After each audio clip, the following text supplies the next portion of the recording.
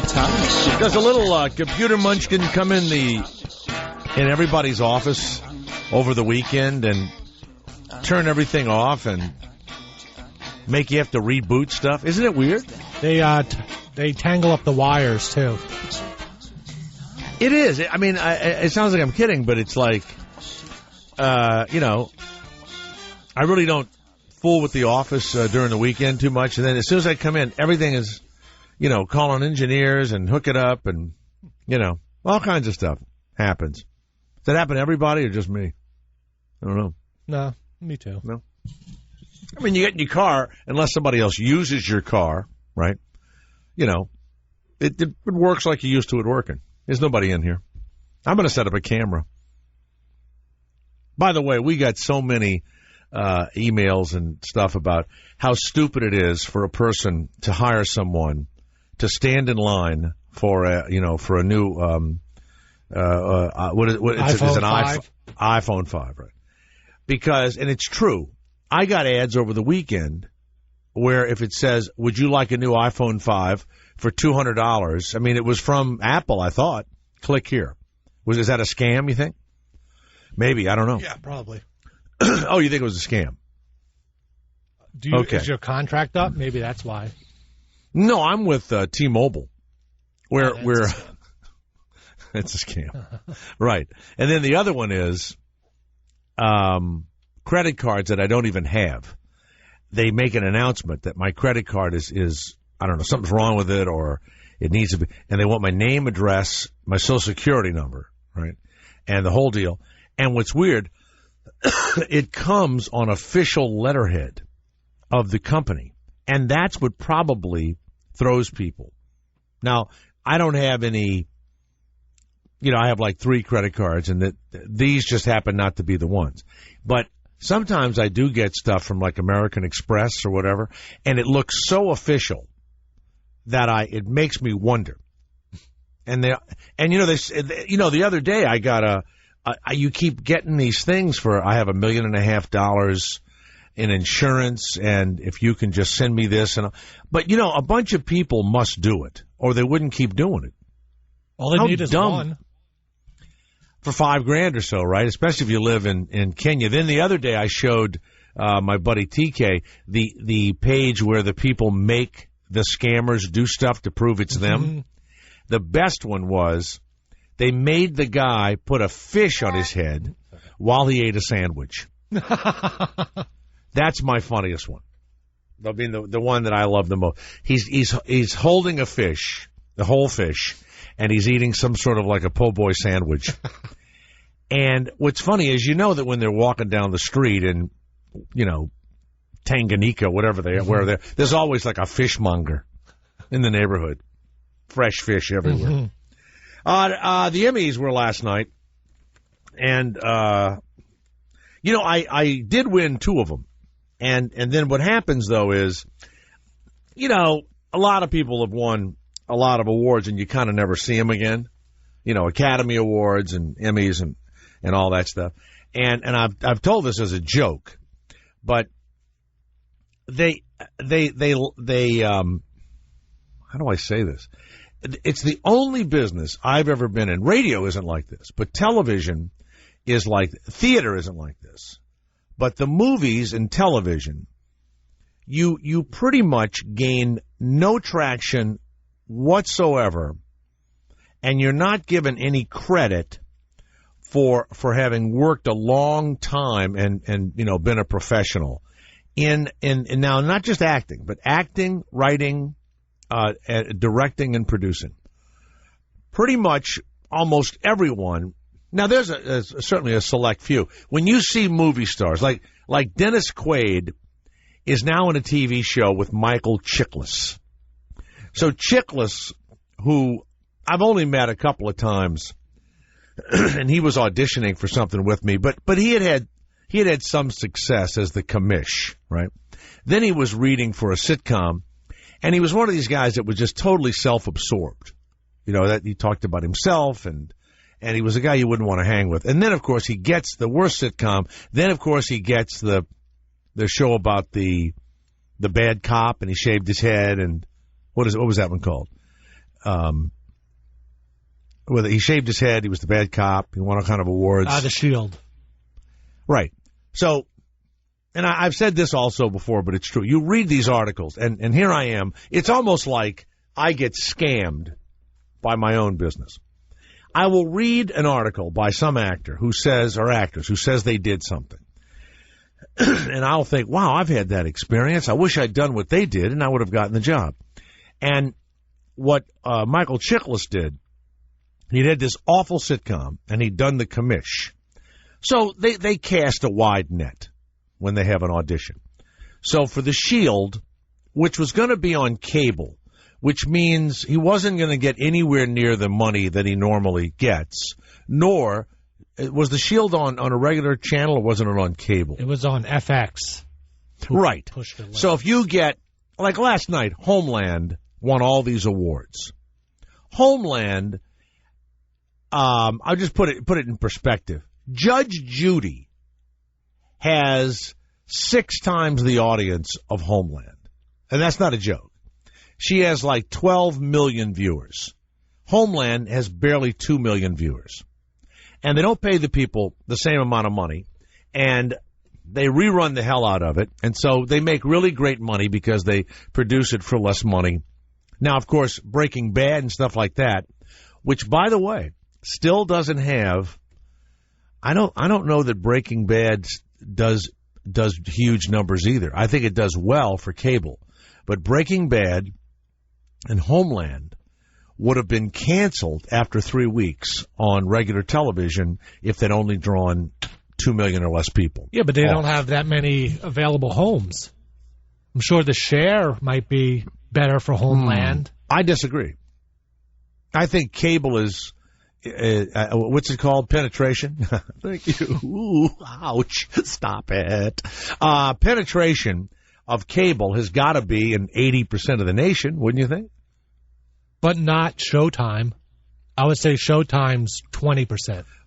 Really? Okay, maybe that's it. Well, then you have to see how much money do you make on subscriptions and how much money will you pay the people. Mm-hmm. So I'm watching the Emmys last night, and I'm going back and thinking about it. And people always say, why don't you ever go to the Emmys? I would have to, one, buy a ticket. I think as a winner, I get to buy a ticket. And I'm a member of the Academy. And they would put me way in the back or up in the balcony. So, except for walking around in the lobby and maybe having a drink at the open bar or whatever they have, that would be, or going to the bathroom. That would be about the only time that I would be seen. And the only reason I would go would be so people could see me and maybe they would go, oh, there's that guy, there's that Jay Thomas. Maybe we'll bring him next Tuesday, right? I mean, that would be the only reason to go. Because sitting through all that crap and having them hug themselves on stage, I'm sure people that love these shows, you know, what is it? Modern Family and all that. I'm sure they're all excited, but when you're sitting in the audience, you don't really feel anything unless you're a part of that show. In fact, if you've been nominated and you lose, you feel hatred for those people. You have no interest in them whatsoever. And you know, you're just there to support. Now, if you're like a Christina or maybe you, Gary, you'd go and, you know, you'd see people, but you'd never go again. They shut you in at 3:00, and you have trouble going to the bathroom if you're in the first 10 rows because they don't want an empty seat. But everyone so they have next to you is famous. Not really. No, not past the first 10 rows. Oh. They're not. Not down on the floor. Down there, you know, the first 10 rows, they actually, when you go to rehearsal, they have cutouts of the people that are going to be sitting in those seats. So you'll have a Bryan Cranston cutout. You'll have a Heidi Klum cutout. And so you're on the stage rehearsing, you know, I've given out a couple of awards also. So you're there rehearsing, and those first 10, well, make it 12, whatever they are, but 10 or 12 rows, and they'll have the cutouts of the people that are going to be there or their names so that the cameramen, you know, can find them. And then beyond that, there are, you know, actors and actresses and producers and writers with their husbands or children or whatever, but the camera doesn't generally go past, those first dozen rows or so. So, I guess I could go and have a drink and walk around, and then it would be kind of sad because people would go, "Look, isn't it sad? He doesn't work much, and he's here at the Emmys." I don't know. Maybe I'll try. I mean, I don't know. I have no idea what the value would be, but the ticket's like $500 or $600, right? So, and you don't get any. Do you get food afterward? Yeah, I guess you do. I think you get to go to this big room and eat, but they keep all the big stars away from the Christinas of the world and stuff like that, and push them forward, So, but when I watched it last night, and I saw that Homeland won, when a movie star moves into television, they love giving them awards. Kevin Costner won. There was no doubt he was going to win for the Hatfields and the McCoys because, boy, TV goes completely nuts. Now, Heidi Klum's dress, when you go to the beach and you're with your wife or your girlfriend or your female companion, and they bring something that covers up their bathing suit when it's wet, like a little. That's what Heidi Klum looks like she wore to the Emmys, and she's a statuesque beauty. There's no doubt, and she has gorgeous legs. Is Christina there yet? She there? No, hadn't come in yet. She's out this week. Oh, that's right. She's here in Central California. Mm-hmm. She'll be in Ventura. Yeah, we'll be broadcasting from this comedy festival. But it looks like something you would wear when you're at a pool or something. It doesn't look like a dress you would wear, to go out for the evening. And her boobs hang kind of low. She's got if you're going to look at it. She's had a few kids. Right? She has. Now, here's the funny thing. You look at how beautiful she is, and the first thing you think is, can't keep a man. There's some overweight, middle-aged woman who's married to somebody listening to me right now who takes better care of her husband or the man in her life than Heidi Klum would ever even consider doing. If you told Heidi Klum what it would take, or Sharon Stone, or you name any number of beauties that can't keep a man, Charlize Theron, Jennifer Aniston, name them. They are considered, our, beauties. Jennifer Aniston's married and pregnant now. I don't believe a word of it. I read the other day that she wants her new husband to get his nose fixed. His nose is too big. Well, and she said it wasn't because his nose was big, it was because he snores. So how long she supposedly has been married or with the guy or whatever, there's already trouble in paradise. That snoring will destroy your relationship. But regular people put up with that shit. Harvey goes into the other room, or, Jeanette, goes into her room or whatever. Maybe they meet every now and again and get laid, but, marriage isn't about getting laid anyway. But these actresses, and I'll put actors in there too, they don't want any trouble at all. It's supposed to just be going, super highway smooth all the time. So I watched it last night, and I watched all the dresses and everything. And then I like the women that are really homely looking on their shows, and they dress them up. Remember that woman that was Ugly Betty? That America Ferrara. She had her boobs hanging out last night. I wanted to give her another. I know she's. I wanted to give her another name, like America Ferrari. Her ass is like a Ferrari.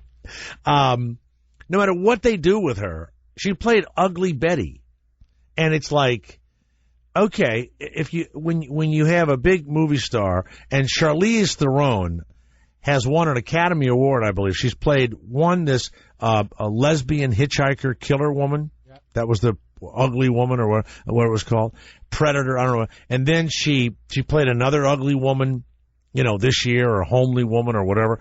But we already know she's beautiful, and so when she does it, oh my God, how fabulous it is. Now, America, Honduras, whatever her name is, she's already ugly, see?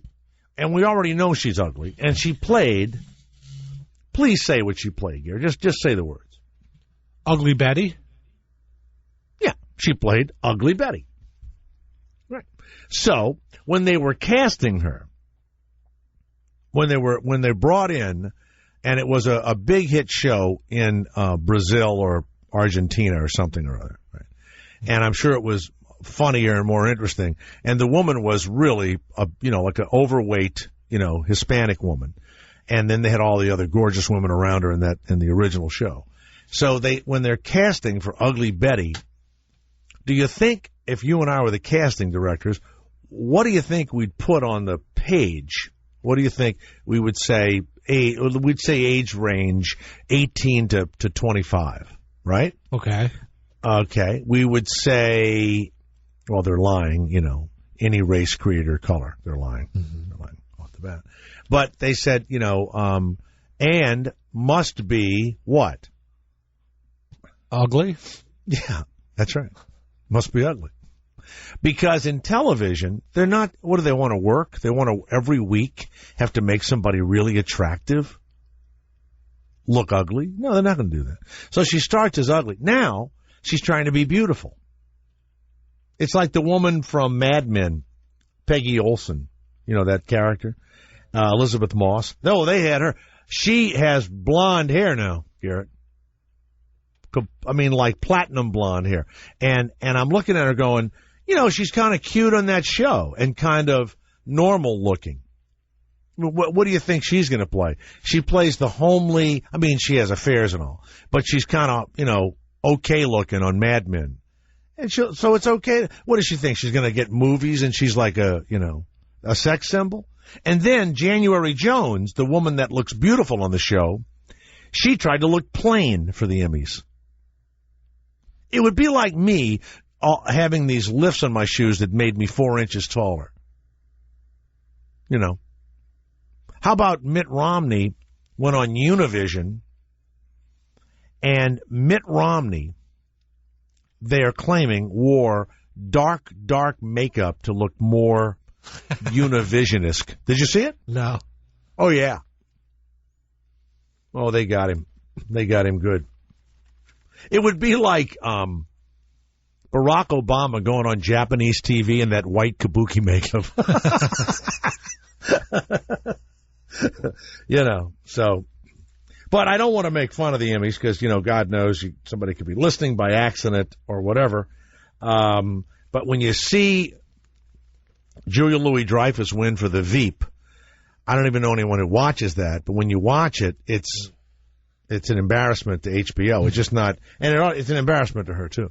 It's just not funny enough. It's not good enough for her. But they gave her that. They give her the award. So, and then I love that the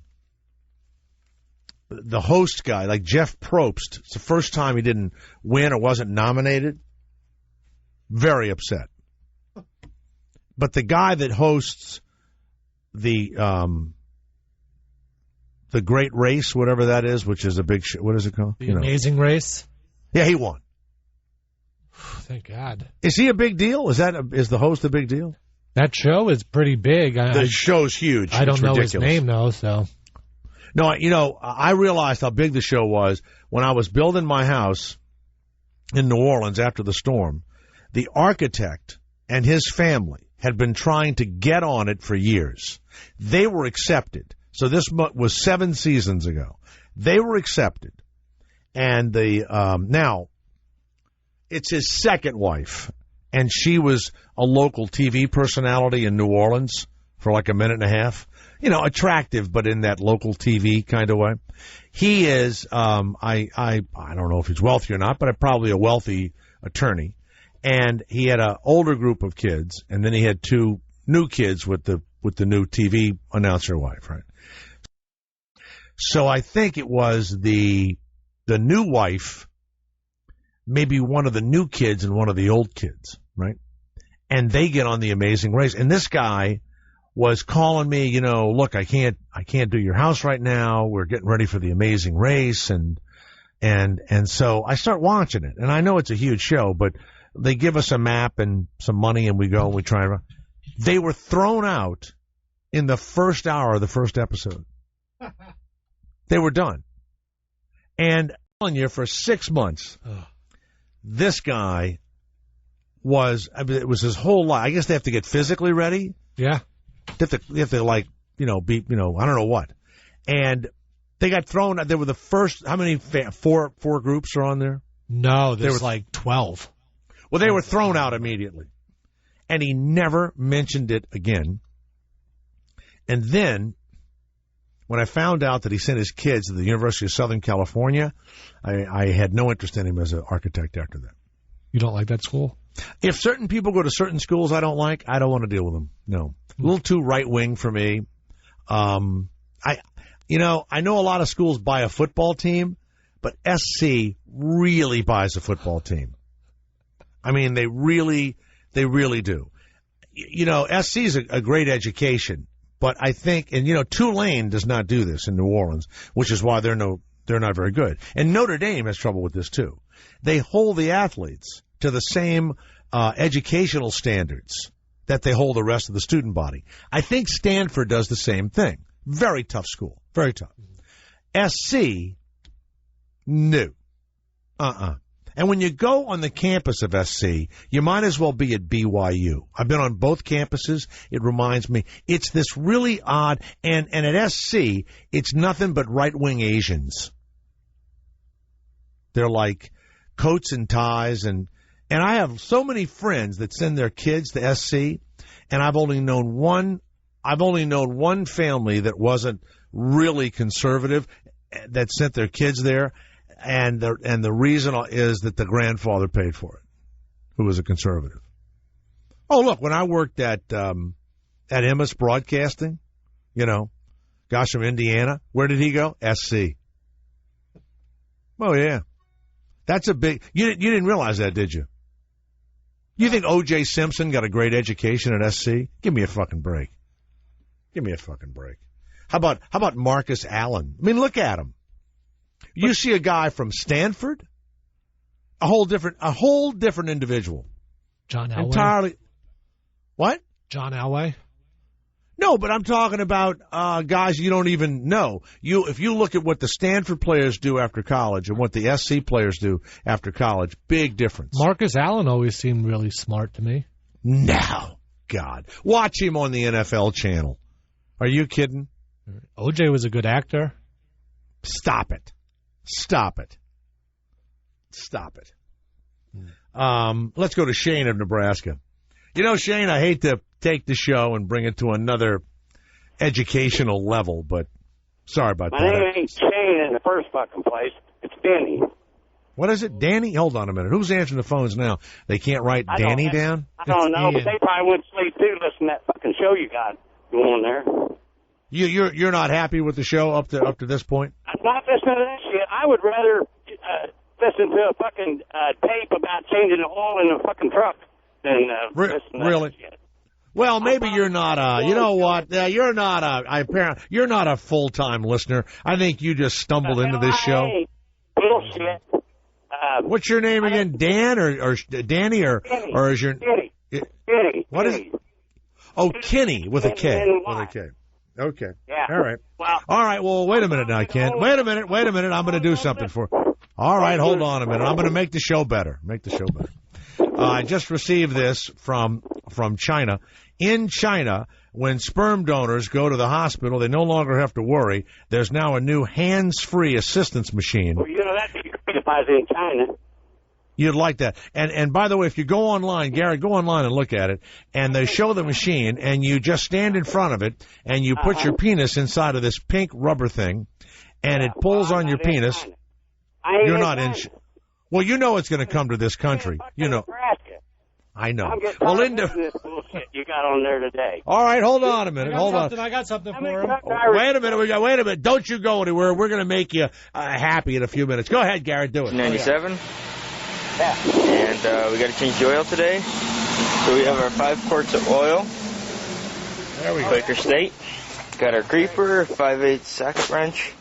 There you An go. oil bucket to catch our oil that comes out of our oil can. Shut up. Some cardboard so we don't Get out of here. Get rid of him.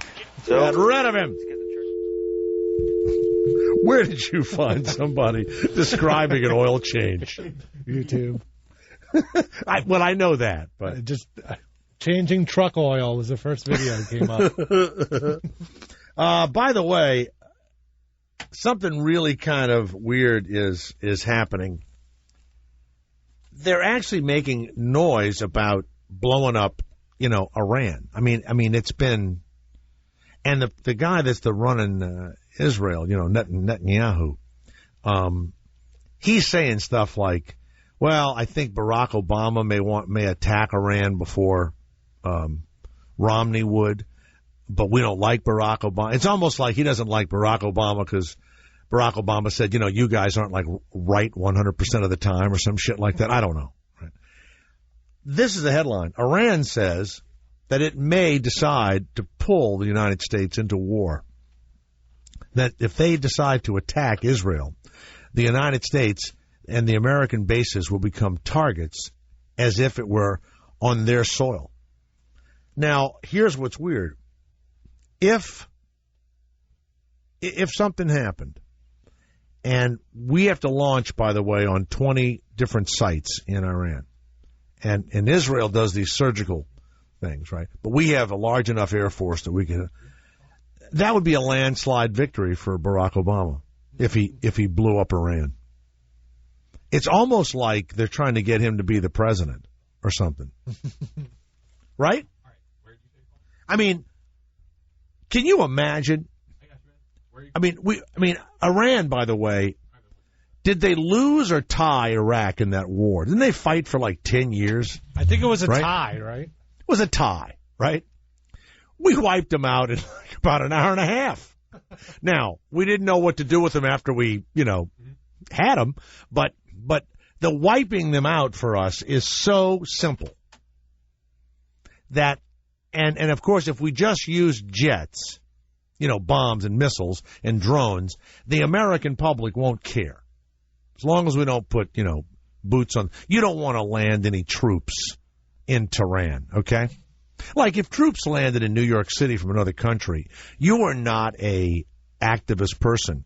But if they were attacking your nation, wouldn't you get out there and fight for your life? I'd definitely throw stuff at them from my window or something. Yeah, well, of course, that's right. That's how we're taught it's serious. We're sneaky. We're in your car whether you want us in there or not. I think a lot of people subscribe to Sirius because it makes me mad when I get in a rent-a-car and they haven't paid for it. It's like, God, it's $13 for Christ's sakes. 888-4-102-102. Andy of Iowa. Yes, Andy, go ahead. The other day, you guys had a person on that was like an expert at winning carnival shit, teddy bears and stuff, and when it was over... $250,000. He won $250,000, but he only likes to win stuffed teddy bears. Right. Yeah, well, there's a show on Sunday morning, and he was on TV yesterday. Yeah? How'd he do? He was freaking excellent, man. Well, we didn't get like that guy from Nebraska who just called. He did not like that guest at all. I see. I just happened to walk through the house yesterday morning, and he was on a CBS show, and they was following him through this carnival, and he was fucking kicking ass. I mean, he had teddy bears that took 3 people to carry. It was freaking awesome. Here's what's weird about the guy. If anything you asked him, he was an expert at. So I said, when you throw the little wooden donut thing over the top of the soda bottle, isn't the soda bottle or something made so it really doesn't fit? He goes, no. You just throw it up high in the air and it doesn't. And then when he throws the balls, the thing that, the milk bottles, he says, unless they've done some crazy weighting thing, or boom, knock them all down. And then he can just hit as many of those rag dolls that, what do you call that? I don't know, but he was killing. And he was throwing like a big softball into them baskets that are at an angle. And he would like throw it backwards slow pitch softball style, put a spin on it, and it freaking hit the edge and go right in the bottom every time. Yeah, no, he was unbelievable. And then I asked him about card counting, and he's a card counter in Vegas, and the casinos don't let him in. And I really enjoyed him. But you know what we got? We got a lot of nasty mail on him. Well, that's what I was listening to it, and I remember when it was over with, like Christine and everybody's going, he's fucking creepy. But it was really, he was pretty cool yesterday. And they looked at it as creepy because he hangs around carnivals. Well, and his voice, originally his voice kind of sounded creepy, I thought. He had a creepy voice, too. Well, you know what? You know what's amazing, Garrett? It's a great time to promote On Demand, isn't it? Right? There you go. Sirius XM On Demand, thousands of hours of programming, but I'm really only interested in the 3 that I do every afternoon and on Friday morning. And so what you do is it's included in your Sirius XM Internet radio, and you available on the computer or the Sirius XM app for smartphones and tablets. And go to Sirius XM Links Portable Radio, and I guess you go to the website and you go / On Demand, and you'll forget it. All right. Well, Andy of Iowa, what'd you think of the guy from Nebraska? You're close to Nebraska. He hates the show. Hated it. Well, obviously, there's something else. There's another burr under his saddle for some reason. Thank you. He was pissed off to begin with. So you know what they do? Here's what you do, and it's okay with me. Go ahead and hit me, punch me. Go ahead, use me emotionally. Call up here, and we've said it before. It is one of the easiest shows in the world to get on. Excellent. Oh yeah, God. I mean, yes, of course. But let's say you're in a rotten mood. Life is terrible. You can call here and pretty much shit on any of us. And it took a while for Christina to figure it all out. But for Garrett and I think we actually enjoy the abuse. But go ahead. We don't hang up on you. We don't get angry at you. We're not. What's that guy that fell asleep? He was Mad Dog's Rip Van Winkle? partner. No. Mike Francesa in New York. Been around forever and ever. Kind of a jolly kind of a guy, and just an awful broadcaster. But they love him in New York. It's like that crazy woman that does the Yankees game. Only in New York City could you have a Yenta housewife broadcasting one of the greatest baseball franchises in the world, along with a conceited asshole, John Sterling, next to her. So it's like having a Wall Street asshole with some Yenta housewife from Long Island. With a Boston accent. No. Yeah, with a Boston. Thank you. There you go. I mean, they're horrible. And so he falls asleep. But here's what's funny. After he fell asleep, can we play the phone calls that he got after he fell asleep? He fell asleep, and many people say to me, why don't you have a camera in your studio so we can see, like, what you look. I don't know. Mike Church has one. Covino and Rich, they have a camera in their studio. You can see what they're doing, stuff like that. Well, no, here's what you can do. Here's what you can do. You can say, you can call up and be madder the shit at me, and I'll still send you an 8x10 glossy. There you go. That's how it works. Now, here's the other thing. I was thinking, Garrett, that we would have a website where our web camera's on, except we would just get some really handsome people that look perfect, and we'd put them on a set of like NASA set. So we'd make it look like, we're in this incredible, electronic room. And then when the guy moved toward the mic that was supposed to be me, you wouldn't see the side of his face. So you would just think I was talking. Right. That's it. But then when it was a break, you'd see this really handsome guy smoking a pipe and sitting in the back reading a book, And then break and go to two fat people fucking. Well, there you go. He's a part of the family now. All right. Do we have Mike Francesa when people caught him sleeping on the air? Before the Jets played last week, I heard nothing but, everybody going off on the Jets and how they're not had preseason, so forth and so on. And basically, the guy looked Montana-like on Sunday. I just wanted to.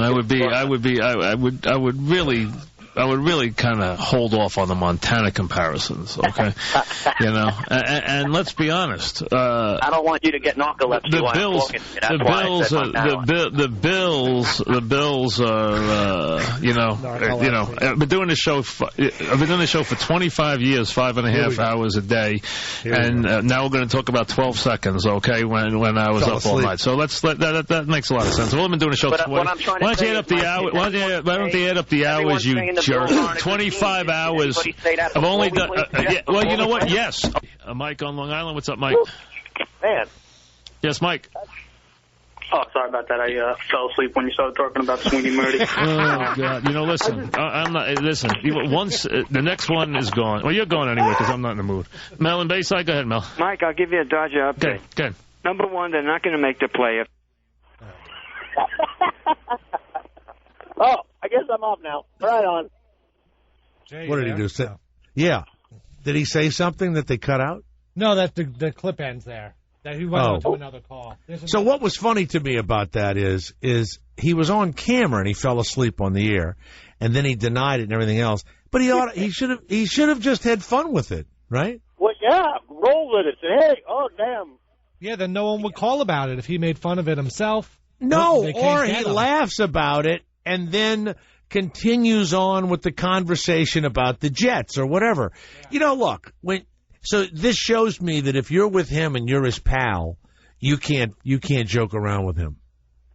You know, no way. He should have told everybody. Well, I can't tell you what I did last night. The reason I'm so tired today. Something. Make it sound like he bought that Chinese jerk off machine. All right, thank you, Andy of Iowa. Andy laughs a little too much for me. George, you're in Virginia, and now you're on the Jay Thomas Show. Yes, go ahead, George. Jay, I wanted to get your comment about Shuli getting a ha-ha seat on Howard Stern's show. You know what? You know what? Shuli said he wanted to talk to me on Friday. You have to understand something. It is such a secretive world inside that, inside that room that I don't know what to comment on and what not. You have to be very. Is he just filling in, or did he get the chair? Well, I guess they were going to just have him sit next to Benji and do some writing, and then they moved to, he was doing more live-ins with Howard, and it actually worked out well. He did good. Oh no, he's great. He'll do it, and I think it's great. I just don't want him to stop working, Friday morning. But he told me on Friday, this is how they say things around here. Hey, there's some stuff happening here, but I can't tell you exactly what it is yet. That's how they talk. And so I went, okay. You're running a radio station, not like you're running the U.S. Mint. Oh, please. Oh, and I'll call you later. I'll call you. Here's what's so funny. Everyone says this is not true, but there's a certain point, and for me it would be not even that much money. I mean, if you heard the number, I'm just telling you, there's a point in time when there's so much money paid to you. Who cares after that? That's the funny part. And so most of the people that get the most uptight, they're really rich. And I always want to say to them, why are you getting so uptight? You're already, Jesus Christ, you're so fucking rich. It's like in Hollywood, all these people with the Emmys. One day after the Academy Awards, I had to audition over at Steven Spielberg's office. Not for him, but for a show that was being done out of that office. And the night before, they had lost, I don't know what the fuck they lost, but they didn't win something in the Academy Awards. So the appointment was for 2 in the afternoon. So I get over there, and it is like someone has died. I go into the office, and the secretary says, look, we're going to be a few minutes. We didn't win the Oscar last night. And I said, oh, okay. So then the phone rings, and I hear a woman in the back go, oh, thank you. I know. It's so bad here today. You can't. And I swear to God, Steven Spielberg is worth literally, over $1 billion. He's in the $2 and $3 billion category. They've won every Academy Award or whatever. And I'm sitting in that thing, and it was hard for me to even say, okay, great, I'll take an extra 30 minutes. When we got into the room to read, they eventually, listen to this one, they canceled the audition because no one could focus. They were so upset by their loss. We're talking, and the people that were doing the auditioning, certainly they make millions and millions of dollars, and they were doing whatever the TV show it was. Yeah. And all of us actors had to pretend we were as upset about Steven fucking Spielberg. The funniest one is when Steven Spielberg was being stalked by a guy who would stand in front of his house and he held up a sign, "I want to fuck you up the ass." Remember this guy? No. He wanted to fuck Steven Spielberg up the ass, but he stayed 30 feet away or something, and he would stand in front of his house with a sign. And I remember trying to get the guy in the air to tell him, if you saw Steven Spielberg's hairy ass, you wouldn't want to fuck that, okay? And the cops come, and Spielberg moves his entire family to England for 6 months because the guy wants to fuck him up the ass. He didn't mention his wife or his children. And I just remember that how much money he spent and everything else. Look, he could have saved a lot of money and just had, like, you know, a guy come down the street and accidentally clip the guy, Garrett, you know? Hit and run. Look, they make these movies about war and about killing and mysteries and everything else, and something happens in their lives, and they're complete pussies. And you can take every one of these action superstars. They could no more fire a weapon without... By the way, on a movie set, when you shoot the weapon, you know, they don't just let you shoot it without earplugs and shit in. Oh, my God. That would be against OSHA, whatever the hell it is that protects you. Unless you're on The Crow, too. Well, no, this is what they do. They will put a quarter of a whatever, let's say it's whatever 100% powder is, they'll put in like 20% powder, right? Yeah. So there's going to be a pop, and there's going to be a flash out of the muzzle. But it's not going to be loud. It's going to go pop, pop, pop, pop, pop, pop. Like when they go into the mix, they put in the loud machine gun shooting. Yeah. But what's also strange is why all of these left-wing people who are against war and fight, they make millions and millions of dollars with, like, every time you turn around, Denzel Washington is strangling someone with a, piano wire. And then he's talking about the Boys and Girls Clubs. It's like, what? Why don't you do movies, about children with families or something? He's a jillionaire. And what's the guy now who I think is fabulous? His wife died in the ski accident. Liam Neeson. Yep.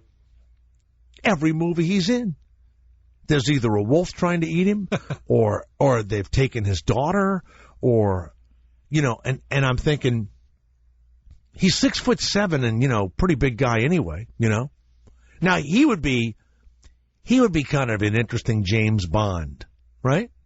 Somebody like that. Maybe that's what he's going for. I don't know. It's too old. Throwing a hand grenade. As I'm watching it the other day, and I'm seeing all of the scenes of his newest movie, Taken 2, do you realize that in almost all of the action sequences, he is nowhere around? Nowhere. Like when a car is being blown up on a set, or when machine guns are being shot, the actors aren't there. They have no need to be there. What you see is the actor looking like he was just in a car chase or he was in a fight. You see him, like when you see an actor get hit and he flies over a bench or something, that's a stuntman going over the bench, and then the actor's on the other side of the bench if they keep shooting, and then he gets up with blood on his face. And when he gets up, they shoot a close-up of him getting up, and you know the next thing they yell? Cut. Because they don't want the actor he might step on a nail. It's wild. It's, I love the speech last night given by the director of Modern Family. Is it Modern Family? Am I saying it right? That's the name of a show. I don't know. Right, the ABC show, yeah. Modern Family. The director said he won an award for directing. He says, and he's the producer, He says, I just want to thank myself for hiring me as a director when no one else would. And I wanted to thank myself for having complete confidence in myself. That was my favorite speech. My favorite speech. In a few minutes, we'll have the first cameraman of the White House. This guy has been filming the Obamas for 2.5 years. I would imagine that he's not doing it anymore because he's writing a book. And he said every day was like I was shooting a wedding with the same groom, but a constant rotating set of hysterical guests. Now, I can't imagine that he didn't sign some piece of paper that would not allow him to tell some really good stuff, but he did do something that I would have done. He was going somewhere where he wasn't supposed to go, and they asked him if he was the official White House photographer, which he wasn't. It was another guy named Pete, and he said yes, so that he could get access to these places. It probably wasn't even in the United States, but that I like. Then he goes, his last name is Chahardi, and he goes on to explain what his last name means and everything else. Whenever they do stuff like that, no, you know, I'm sorry, what? But you did. I just did that. Yeah. Oh, I thought you were trying to expose this guy, some sort of Muslim or something. No, I just thought I Googled his name, and that came up the first thing, the definition of his last name, and it's all about how these from Punjab. These people used to get this Chowdhury name, and it meant respect, and then someone came along and just started naming everyone Chowdhury. So it doesn't mean anything anymore. So I wonder. That's nice to know. You know what? I won't open with that, but I'll bring it up later. And then Linda Godfrey is going to come on. She believes that werewolves and Bigfoot live in Wisconsin. Mm-hmm. And what's odd is the other day there was a guy pretending he was Bigfoot, and he was run down by a car full of frightened teenagers and killed. I don't know if that was in Wisconsin. Oh, I don't know. He dresses up as Bigfoot, and he jumps out onto the highway, right? And there's a guy, a 17-year-old guy, and 2 girls in the car, and he killed the guy, ran over him, screaming and yelling, ah! So, Joe of Michigan. Hi, Joe. It's Jay Thomas. Go ahead. Yes, sir. Hey, Jay. I've been trying to call you to ask you if you saw that scene in Open Range with Kevin Costner and Robert Duvall when they were in the bar, and he said, my friend wants a shot of whiskey, and they ignored him.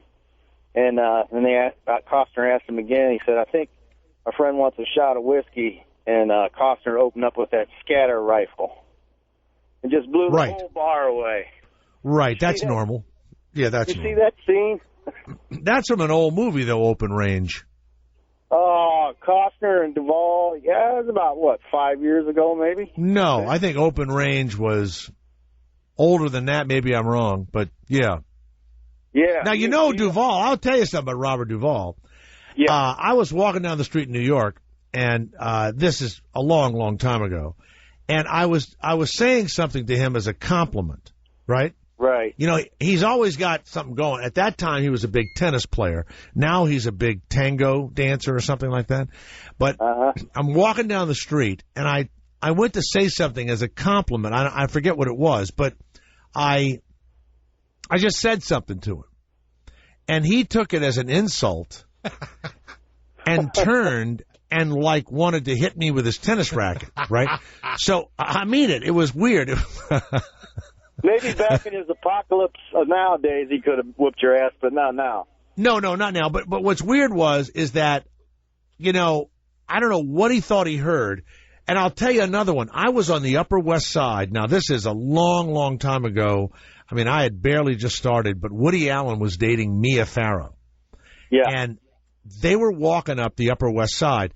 His apartment was on one side of the park, and her apartment was on the other side of the park, and they never lived together. And he would walk across the park or whatever and back and forth, but they would be seen sometimes walking down the street together. So they passed me, and I was coming from the YMCA, which is at 63rd Street and Central Park West, right near where Woody Allen lived, I guess.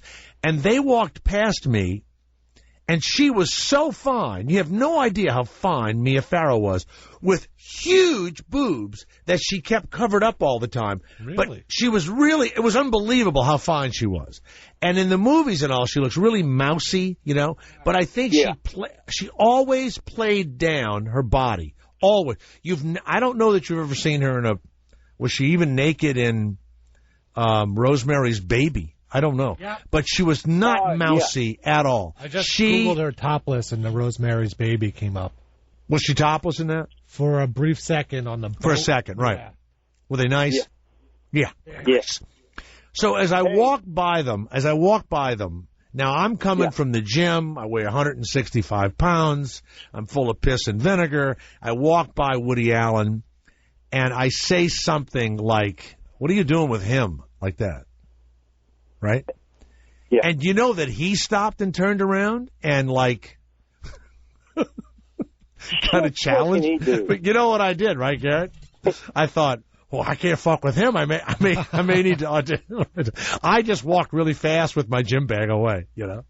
But he turned around and was like going, you know, what was that? What did you say? Like that. He got pissed. You know Woody, though, from your No, I did not know. I did not know him. And a few years later, I sat next to him one night. It was me, Woody Allen, and a buddy of mine named Ray. We all sat together in a booth, and Woody Allen did not speak to us at all. I mean, we tried. Not in a rude way, just didn't speak. No, I didn't meet Woody Allen until, about 8 years ago, 7 or 8 years ago. So, all right, there you go. The guy that's been taking pictures, we want to ask him also, Garrett, does he use a wide-angle lens when he has to focus in on Michelle? You can open that? No. Oh. I mean, this guy better have something in this book that he saw other than they were all really nice. You know what I'm saying? We don't want to hear that. And that the beds were all made and everything else, and they have white servants. We better hear something different than that. All right?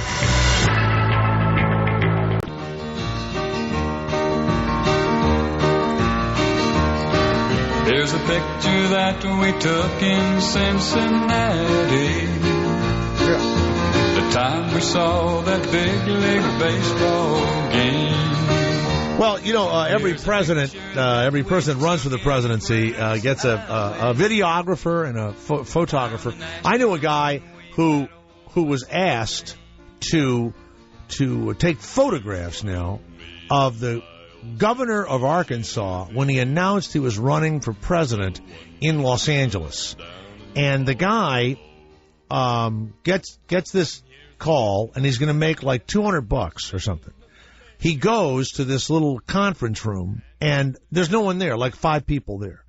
And this big, tall, you know, Southern guy who he's never heard of gives some sort of a speech that he thought was okay, and he announces he's going to run for president.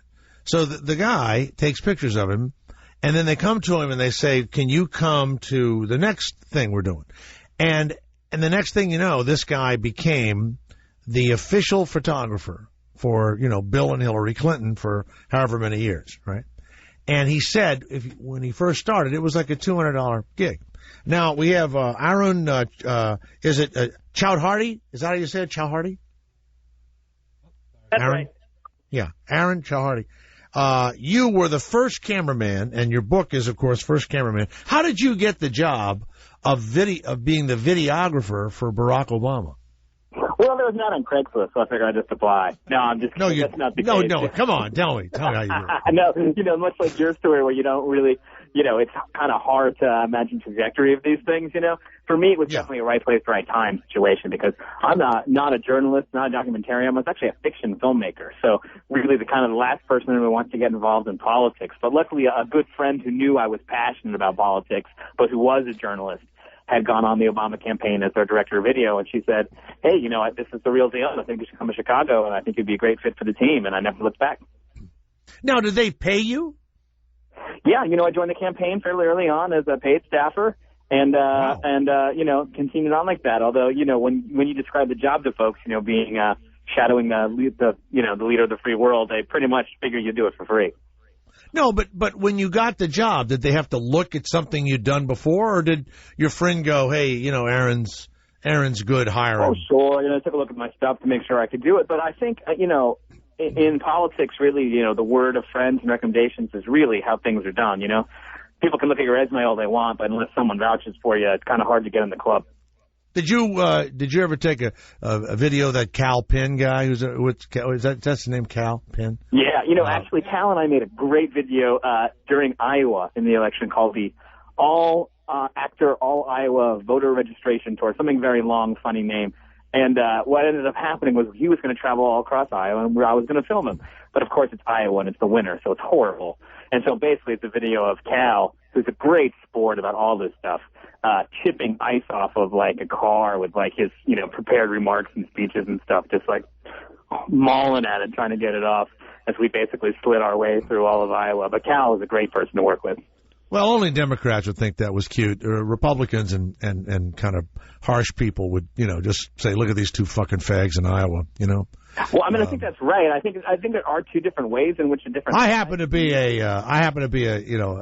Obama supporter, by the way. But the reality is, if you're the first cameraman and everything else, unless you have some dirt on this guy, you're only 47% of the country is going to be even. They won't even be able to buy your book because they don't have enough money. But only 47% of the country will want to buy your book, and the other 53% will hate your guts for being a part of it. I think that's true. Yeah. I think it's too bad, and I think it speaks a lot to the sort of different ways in which the two sort of ideological sides of the country communicate. So something like I did with the president, this kind of lighthearted, take on what government is and transparency. And people, progressives, they like that. The Republicans don't necessarily like that. Conservatives. Well, now here's your chance. You're louder kind of things on the radio. Yeah. Here you are. Here's your chance. You're on the air now, and you've got a book. You sound like a nice guy, and you're part of the YouTube generation. But most people that would be interested in this may be, older, more middle-aged, first cameraman. So you're videoing the president and his wife and his family. And what I would think that you would have gotten an image of government. You would either come away going, we need to have these people in office and they're valuable, or two, I find the process of running a government to be kind of stupid, or no one could ever do it. So at the end of this, before I ask you some specifics, what do you feel about government itself after videoing people on a daily basis? I would say I have a bigger appreciation for how hard it is to run a country as big and crazy as ours, but I would say also appreciation for how much work we have to do as a people to really get under the hood and fix the nuts and bolts of government. I don't mean Democratic stuff or Republican stuff. I mean, we have agencies and departments that overlap and don't always make sense, and I think that, all presidents struggle with trying to get this kind of, there's something this big under control, and I think that President Obama is doing a very good job. But if you're really asking me kind of behind the lens, the lesson of our government... like you just said something here. Were you ever videoing, and maybe they wouldn't let you run this, and this wouldn't be anything bad, but he found out one of these agency was overlapping another or whatever, and you actually heard Barack Obama or somebody go, why don't we just get rid of that fucking agency and save, $48 million. And then somebody says, oh, no, you can't. I mean, those are the things that I think I would like to hear. What happens once you get in there? Why can't you just fix shit? Because there's just so much inertia going on. And here's the other thing that I kind of, we're talking about the process of institutions and stuff. It's also people. It's like, the government's not just Barack Obama, who I found to be, a very authentic and interesting person, but all of our elected officials, we need to hold to the same kind of standards that we hold our presidents to. We look at this crazy prosecutor pick a president, and then can people even name their congressman? And so one of the things that I was shocked at filming was kind of the vast disparity between members of our elected officials who are really good and those who are really unengaged, unintelligent, and uninterested in a lot of ways. And I think that we have both those kinds of people in our government, and I think video is one of the best ways that people need to make better judgments, I think, about the people who are, and take responsibility to really open up the hood, kick the tires and see who these people are who we elect. Not just worrying about. I invite you, by the way, firstcameraman.com, the book First Cameraman, Aaron Chowdarty, was the videographer for the president. There is a representative, an elected official from the state of Georgia, and they were discussing more troops going to Guam, right, Garrett? It was the island of Guam. Yeah. And he was speaking to the general, and they're trying to get more troops at Guam, and he didn't want the troops because the island would sink. Now, you can go online, you can see this guy doing this, you can hear him doing it, and the good people of Georgia have reelected this fucking 5-star asshole again. And so it's really also all about what they think they're going to get from these people, you know. Like, if they hired somebody really sharp and funny or smart or whatever, he may not be a Democrat, you know what I mean, in Georgia. Yeah. In that That's area. right. And I think, you know, as far as I can tell, looking through my camera at things, I think the country benefits more from picking people who are exceptional and less from picking people who are loyal to their party. As long as they believe in abortion and gays getting married, that's all I care about. Now, people ask me why I like that. You know what? I really don't give that much shit about abortion or gays getting married. I just like to see people get upset by it. Yeah, I mean, I think the one. No, don't you like it when you meet somebody really uptight and you know how uptight they are, and two flaming fags come running by you and you turn to them and go, God, why shouldn't those two people get married? I think I enjoy the reaction of a conservative person and their discomfort. I don't give three shits whether those two transsexuals get married or not. But I love the reaction when I say that I'm for it. Intolerance reads on camera really quick. Like, people can't. It does. When it's great. When you say that to someone, they can't half smile and pretend to be half into it. If they really are, you know, passionate with the issue, you can just tell, right? I mean, you know, when you talk to people, right, within the first 5 seconds. And I think that's why it is so important that we do get a look at folks, you know, actually see what they are. And one of the reasons I get mad that we can't bring cameras into the Supreme Court. Well, you know what, though?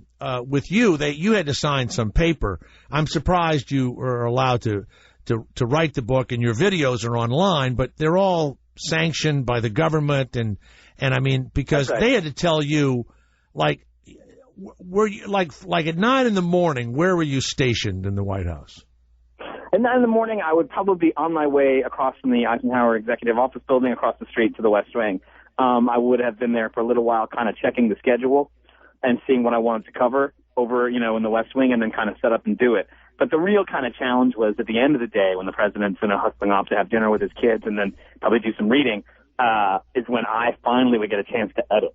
Because on the campaign, I had a staff of folks who worked with me, and we shot and we edited, but at the White House, it shrank down to just me. And so kind of almost had to wait for close of business for the real work to start. Did you ever take a video of him getting in an argument or something, and they turned to you and said, you know, you can't use this? You know, there were plenty of videos of him arguing with folks, and, you know, everything I shoot is public domain, and everything I shoot, even not released, will be released eventually. And so there'll be plenty of the arguments and all that kind of thing. Wait a minute. Why would they let you even keep it? Why? So you're saying in the Freedom of Information Act, one day, how many years it's is the it? Presidential Records Act. It's even better than that. It's the Nixon Act they made. So this is after Watergate. They said everything done in service of the presidency has to be made public after the administration is done. And that actually does include all of my footage. But how long do they have to wait? I think 5 years after the end of the administration. And then it goes into the library. Now, when that happens, anybody can go get it. But what I don't get is if you videoed me and I wasn't happy with it and you worked for me, I would say, listen, Aaron, erase that. I don't want it on the presidential record even when it's allowed. And I would say, sir, that's simply against the law, and we will not be releasing it. Yep. Really? Yep. Even though it's something private, like my wife and I getting a little tiff or something, and she says something to me, and I go, you know, come on, it has nothing to do with the country. You know, I don't need you seeing me yell at my daughter or some shit. There isn't footage like that, so you don't need to go searching for it. Really? For it. But if I had shot it, it would be in there. Yeah, but, you know, I was really focusing on the president's public life. So even though I was in his backstage moments in, like, the Oval Office and all these places, I didn't follow him home to dinner. So if he was having an argument with his daughters, I probably wouldn't have witnessed it. And in general, actually, I had very few rules put about me, but one of them was, when it comes to the first family, just make sure that it's attached to something official before you shoot. So if I was wandering around the White House and I saw the girls, say, playing with the dog in the Rose Garden, it's not something that I would shoot out of deference to the president. But everything else was fair game. So in your book, First Cameraman, I mean, what's the juiciest chapter? I think probably the Bin Laden night, although, it's a bit... Now, wait a minute. Did they allow you in there? Did they allow you in there when he was getting ready to... Afghanistan with nothing but an AK-47 and to get it done. No, I'm just kidding. That's not what happened. You asshole. I was actually at home in my... who you send in? You send your camera guy in, right? Now, I was actually at home in my pajamas, and, I got a call. This is after the actual mission had gone down. I was not in the Situation Room or anything. And they're like, hey, you should come in. There's a lot going on, and we should film it, and we're going to make a statement later. And I'm like, it's Sunday, and I kind of don't feel like it. Like, what's going on? Tell me what's going on. And, comes back like, just come on in and we'll explain what you need to hear. And I'm like, look, I'm not wearing pants. Like, I'm wearing my pajamas. And the response came back, I need you to put on your pants and come into work and film something, which turned out to be, of course, the statement telling the world about the Osama bin Laden mission. So I knew a couple hours before the rest of the world, but not too many. All right. Okay, well, firstcameraman.com, and I guess what I'm trying to do is help you sell the book, and I've yet to hear what. I mean, listen, you sound like a nice fellow, but what do they want to buy the book for? You got to put something in there. Oh, well, yeah. I mean, there's all kinds of amazing backstage stories and anecdotes. All right. You'll hear about the president punching the Easter bunny. You'll hear What's that? Wait a second. Hold on a second. I don't know if you know this or not, but I played the Easter bunny in the famous Disney movies Santa Claus. And every time I hear Easter Bunny or any abuse being heaped upon him, it bothers me. Why would the president? I do not want you to watch, sir. Why would is all this stuff online somewhere that we can This is send actually people? Online. You can go and watch the president and his daughter, his youngest daughter, punching someone dressed up as the Easter Bunny, right in the furry gut. Why? It was just before the Easter egg roll, and I had it's one of those funny things when you're working at the White House, I had just gone. So they decided to do a little comedy bit of punching the Easter Bunny. You know what? If that had been released at a specific time, do you no, but it didn't get him in trouble, did it? No. No, it will. Yeah. Hey, by the way, do you believe that Mitt Romney wore extra brown makeup to look more ethnic on Univision? Did you see that story today? I think that the makeup was put on him by Univision Network. Right. Although it is sort of funny because one does imagine they have a slightly different range of, say, makeup than another station. But at the same time, it was definitely a poor decision by the person who applied it. And then one would think that Governor Romney would take a look in the mirror before he marches out there and be like, hey, I'm kind of feeling a little toasty. Is there something wrong here? Well, no, he's got people around him. Now, here's the reality. Now, doesn't Barack Obama... Now, let me ask you another question. Do black people need less makeup than white people when they're being shot? Is it less of a fuss because it's different kinds. And it's funny. I'd sometimes call it the racism of exposure. Often sort of amateur camera people, when they're shooting African Americans, will overexpose. They're teaching in film school, black skin, you need to make sure you give an extra 2 stops. And then you have these ridiculous footage of these. Is that true? Is that true? That's what they told me in film school, and it turns out to not really be the case, especially with these high-end video cameras. Well, now, here's the truth, though. Well, light is what? Excuse me, I'm totally wrong. White reflects light, and black will absorb light. Is that correct? Dark colors absorb. The thing to remember, though, is that white people aren't actually white, and black people aren't actually black, right? Yeah, but darker colors do absorb the light more than lighter colors. That's why you put up light will reflect more off of. No, it's true. And lighter you want to be person's cognizant, and you want to compensate as a photographer, but I find people vastly overcompensate, especially when they're shooting the president sometimes, whose actual skin tone is very similar to mine, and I'm sort of, I'm a half Indian, half Jewish kind of swarthy guy. You're half Indian and half Jewish? Yeah, Hindu. That's what we call me around these parts. All right. Well, that's cool. I liked hearing that. And to me, and you don't work at the White House anymore. You're done, right? No, that's right. All right. To me, Michelle Obama gave this great speech the other night, but I looked at this in the beginning, and maybe you can't even comment on this, but here is this really tough lawyer woman whose thesis in college was her master's thesis. She went to Yale, and her master's thesis was how Yale had discriminated against women in the master's program. And I remember thinking, well, they're not going to flunk her on this one. You know what I'm saying? And so she was this kind of like really pissed off. You know, she not only didn't want to hit the glass ceiling as a woman, but as a very, very accomplished black woman. She really seemed like really not really happy in the beginning. She seems like she's doing better now.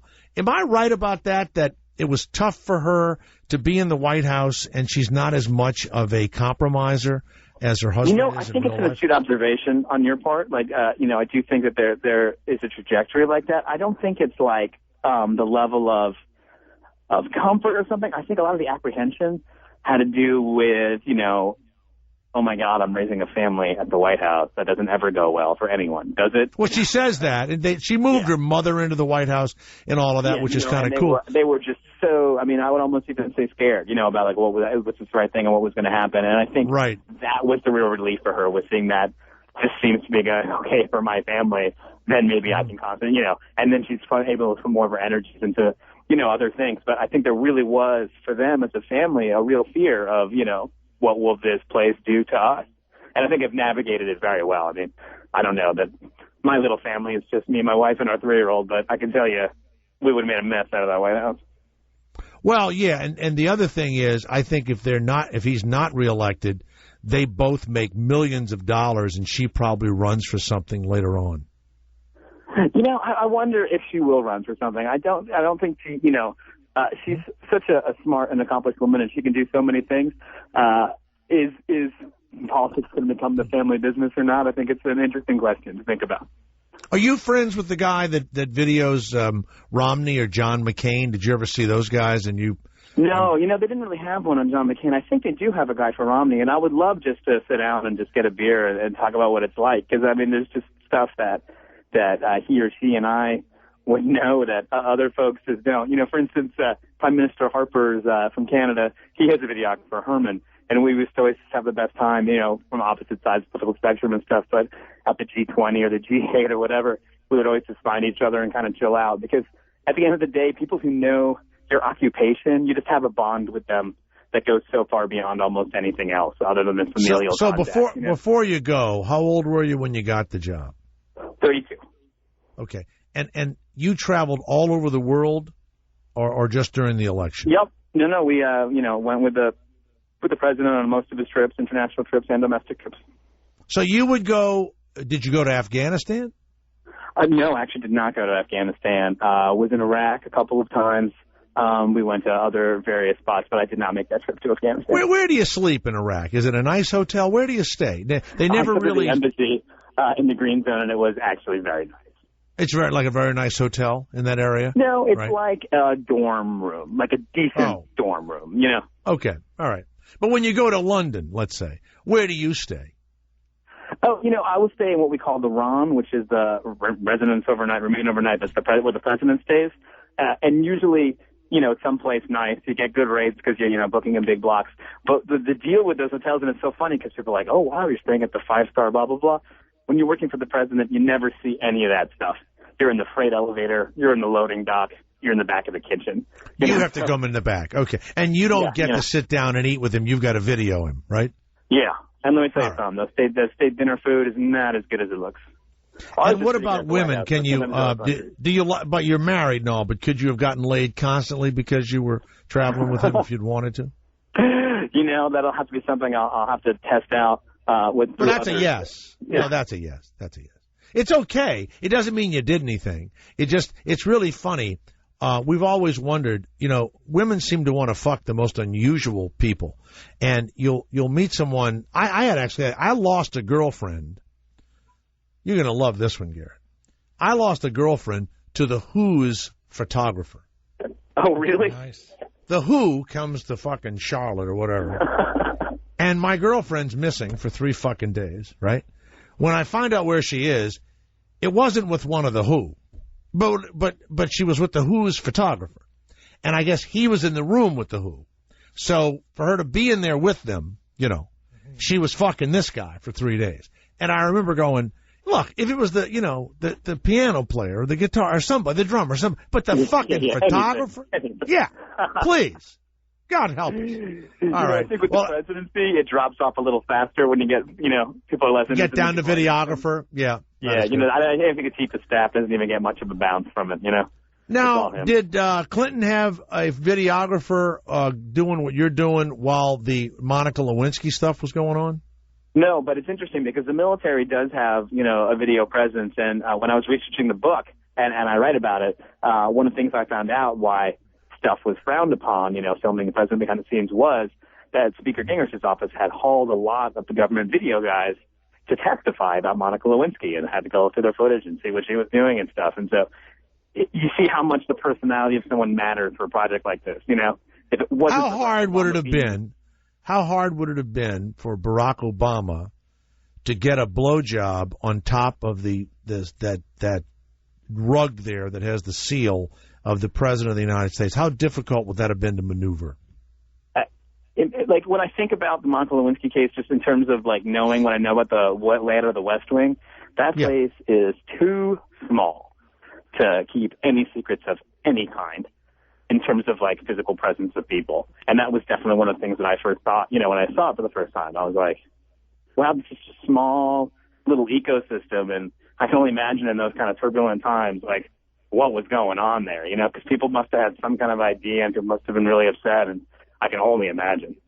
Well, when the door closes and a 21-year-old intern is with the president for like 45 minutes, that's weird, right? Yes, that would be an unusual situation. Now, here's another question. Is everything in the president's office audioed? Because we always thought that were only secret audios, but we have one of LBJ, you know, calling the tailor to have more room. I love that. The pants. Yeah, for the pants. Is everything audio taped in the Oval Office? A lot of the phone calls or tape recording and stuff like that, but the actual tape recording thing was LBJ's own idea, and believe it or not, he's the one who suggested it to Nixon. He's like, you know what you ought to do? You ought to do an audio tape of everything that you do. Well, can you imagine? He told Nixon this, and Nixon said, sure, I'm going to do that. So this is actually voluntary recording that those guys underwent. By the way, Monica Lewinsky's getting, they say, $12 million. To write a book. I just heard that, yeah. Yeah, and she is going to reveal kinky sex that she had with Bill Clinton in the Oval Office on that fucking rug where, I mean, she's going to, I mean, they gave her $12 million. I think you're going to be reading about cigar insertion in her ass.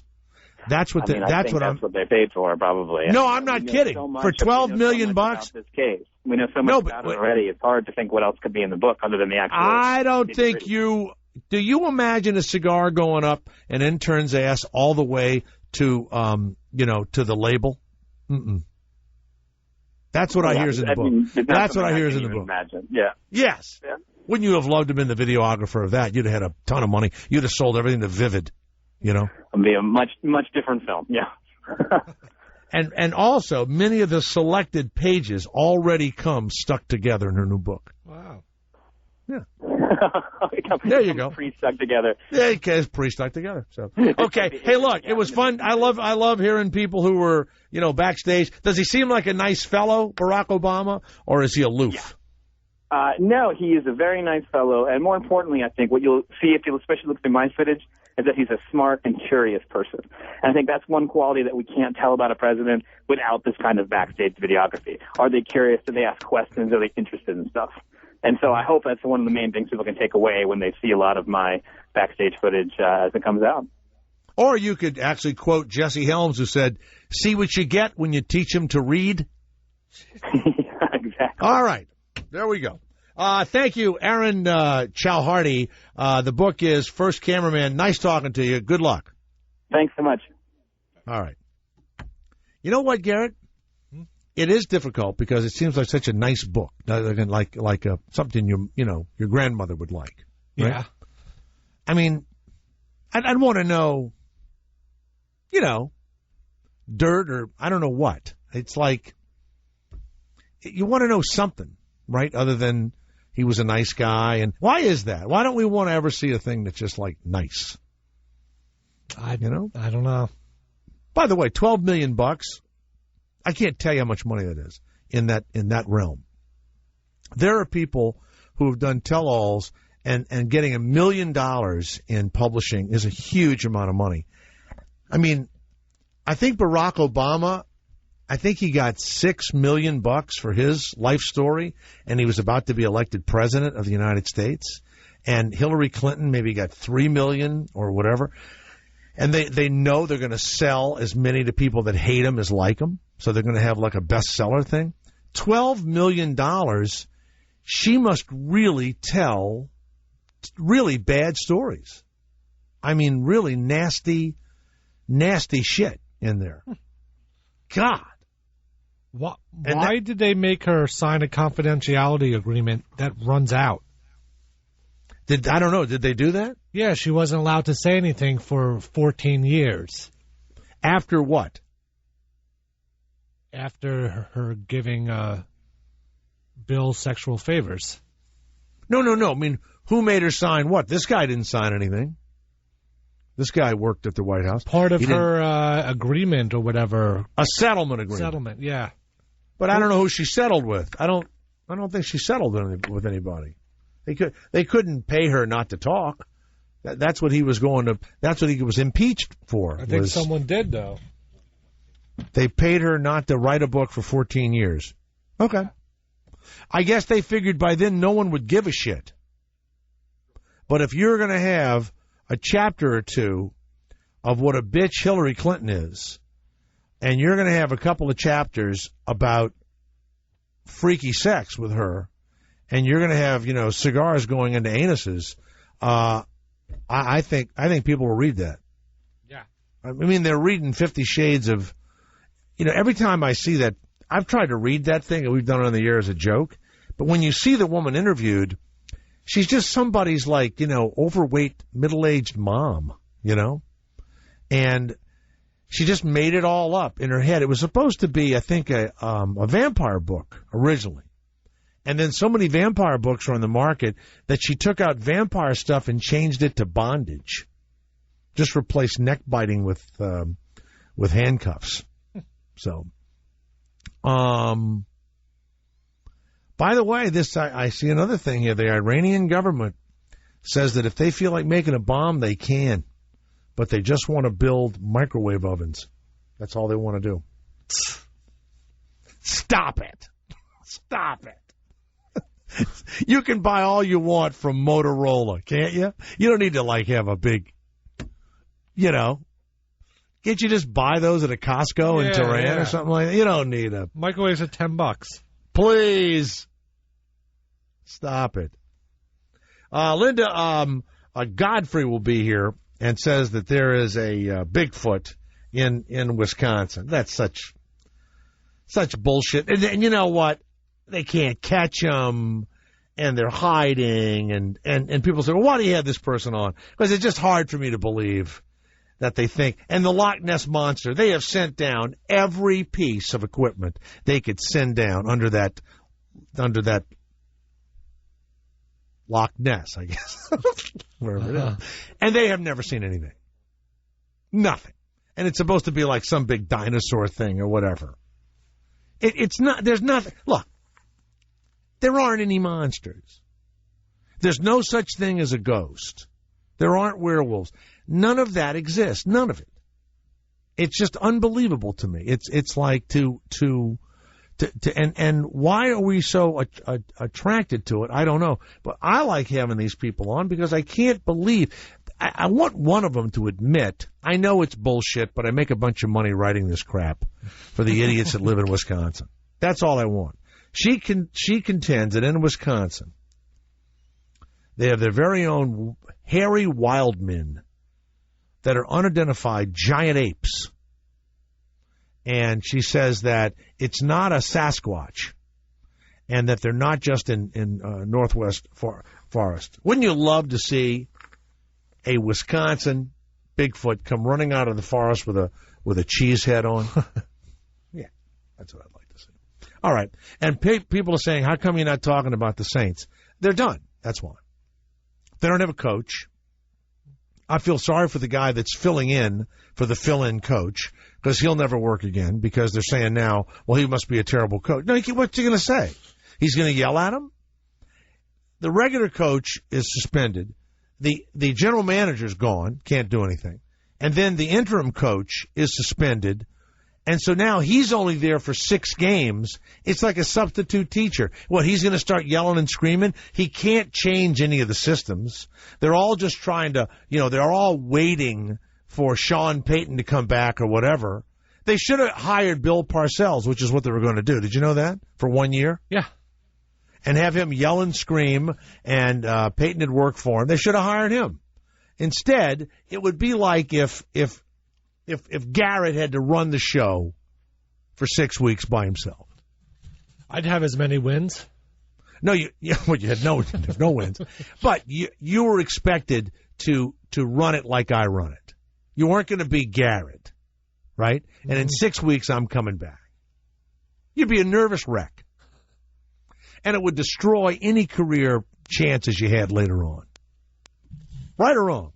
Trying to be something that you're not. True. But this guy may want to go into the Wildcat, but he's not allowed to change the offense. He may want to cheat, but now he's not allowed to. Not allowed to cheat. That's right. Now, here's what's funny. All the football players are suing, but none of the coaches are suing. Like Sean Payton's not suing to get back to play. I mean, to coach.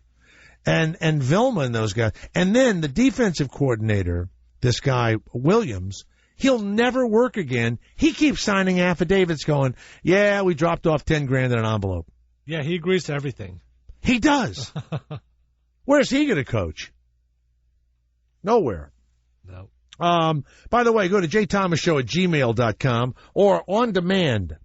You can hear the histrionics of the Jay Thomas Show by going back in time over, 5 shows? Something like that? Yes. On demand.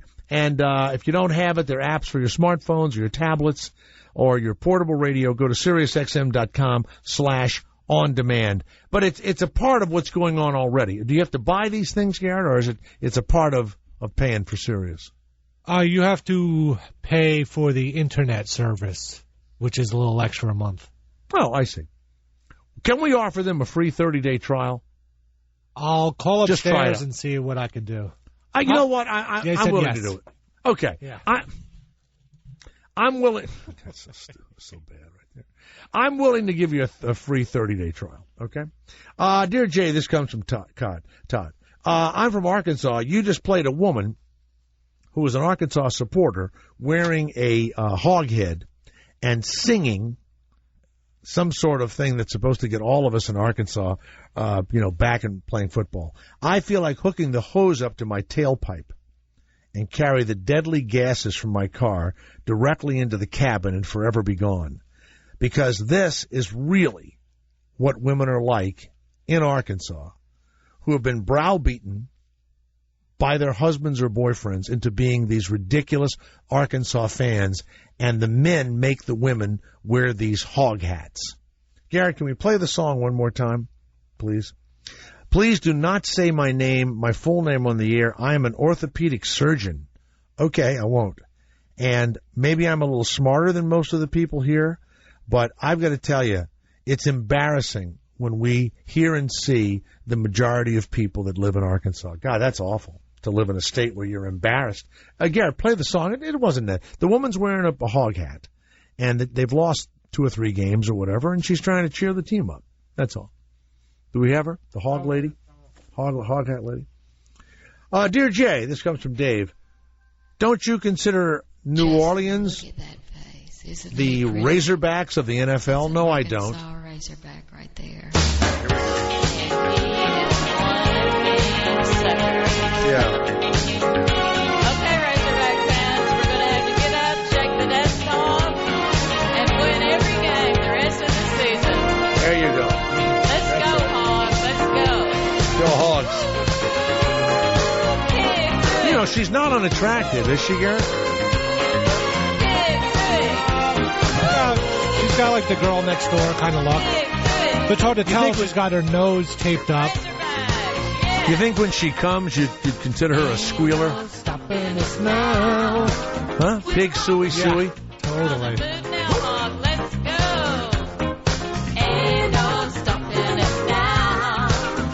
She probably has one of the most unpassionate sounds I've ever heard. You know, it's no passion. Turn it up. But now it looks like things are finally coming around. I know we've got a long, long way to go, and where we'll end up, I don't know. But we won't let nothing hold us back. We're gonna pull ourselves together. We're gonna polish up our act. Well, if you've never fell down before, I know you'll refuse to be held down anymore. Don't you let nothing All right. That's all that I can take. Dear Jay, this guy's name is Junior, and he lives in Hemet, California. I saw you on CNN, and I think you are a racist. I'm going to quote, and I dare you to tell people what you said. I don't have to dare me. You can just go online to CNN.com, and you'll see me. I was there during the Democratic National Convention. Here's a quote. They can take these white guys over here, or they can stay with Obama. Who's answering our phones today? Doesn't he work for Rim? What's that, Guy? Jay? Yeah. You work for a right-wing guy, don't you? That I do. Yeah. What's his name? Andrew Wilkow. Yeah, Wilkow. All right, look. You can. This is what I said on CNN. You can take these white guys over here, Mitt Romney and Paul Ryan. They are white, aren't they? I believe so. Last I checked. Okay. Yes. Or you can stay with Obama over here, and they flashed a picture of a black man. Now, is that racist, what I said? No, I wouldn't say it's racist. I do think that people are way too focused on the race of the candidates and this whole idea of like, oh, are we going to have another ticket with two old white men? Honestly, I really don't care, and I care about their policies as opposed to the color of their skin. It's stupid. Like at this point, well, Herman Cain could have been one of them. Oh, of course. Right? But at this point, I just don't like that this is what we're still focused on, because people don't like to focus on issues of substance. They like to focus on the race of the candidate. But it wouldn't be any fun if we dealt with substance. I guess. All right. I mean, really. I mean, what's more fun, a joke about substance or a racist? Oh, no, and I wouldn't say that what you said was racist. You're not supposed to laugh at those, but you never hear like a substance joke, you know? No, of course. The guy goes on to say, you also stated that Obama wouldn't carry North Carolina because it's in the South. Well, I have all my businesses there. I can tell you right now, North Carolina, I don't think Barack Obama is going to carry North Carolina. I think that a lot of people that voted for him, are now, stopped. They don't, they did it. Some Republicans did it. I don't think he's going to. Then you refer to Romney and Ryan as two square white guys. I think they are square in my book. They're squarer than me. They're not guys I would hang with.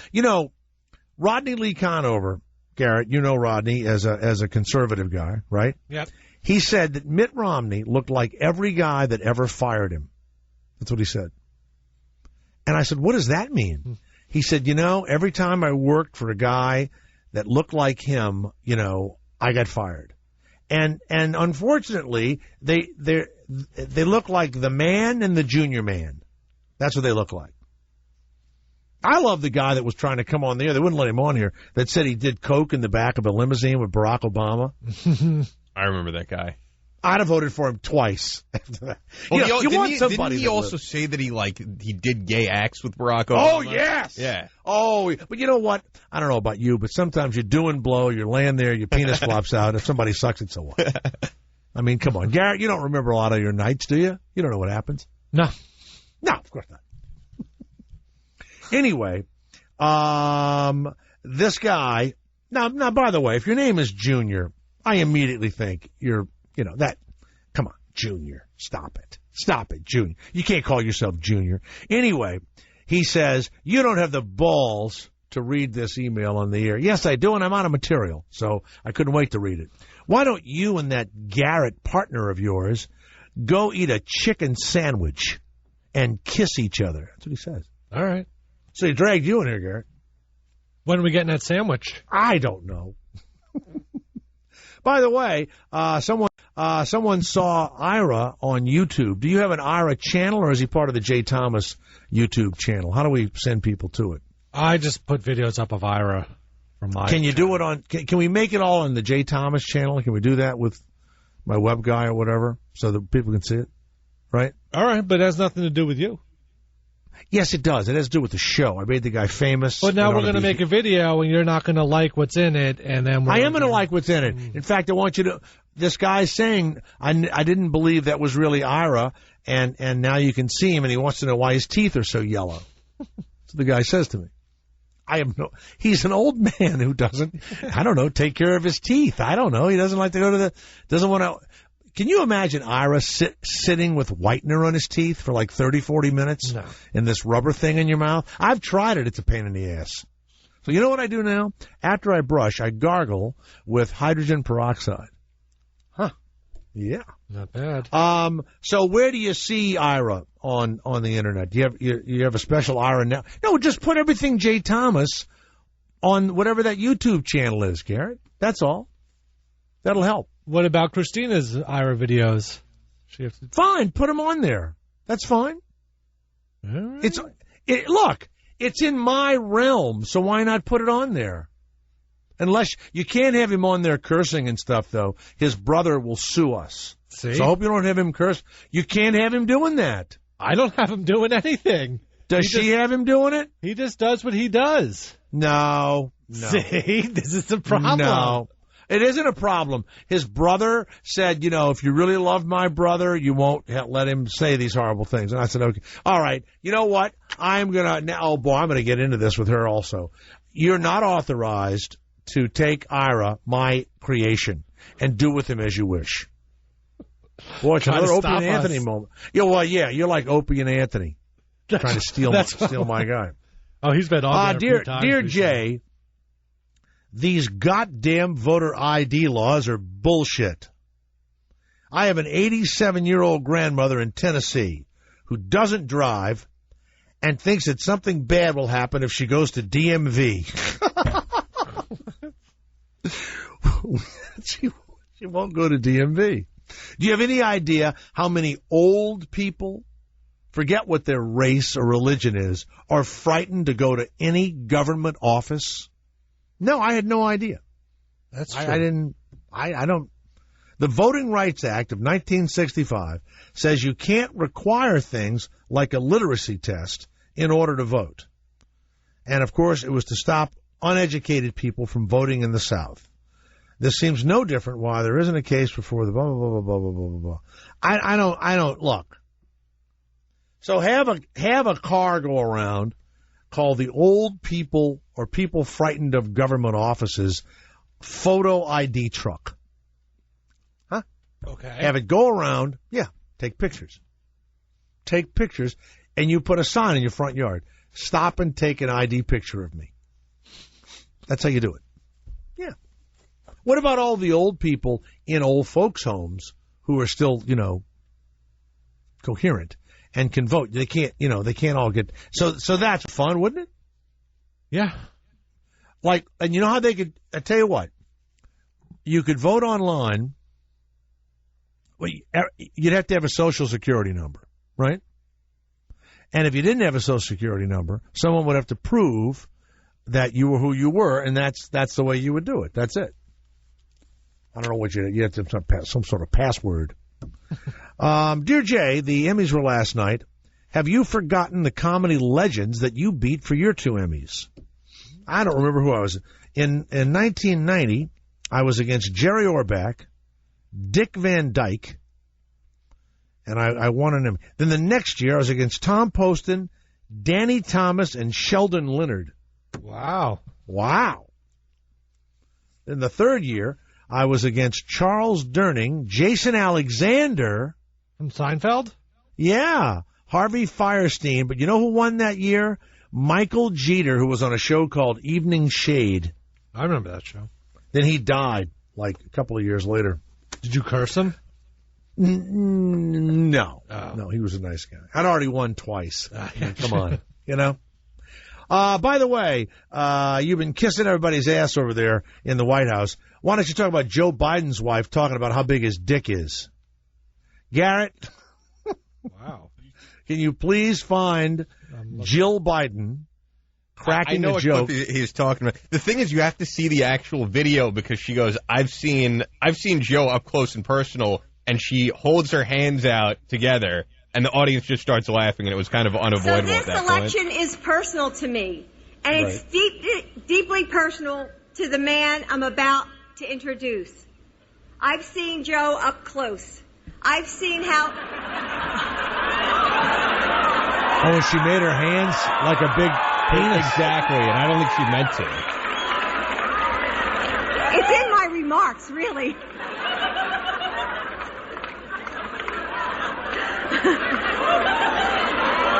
Okay. You know, I tell you something. I know she's a doctor. But optimism, his determination, right. His big, strong heart drives him to make a difference for other people every day.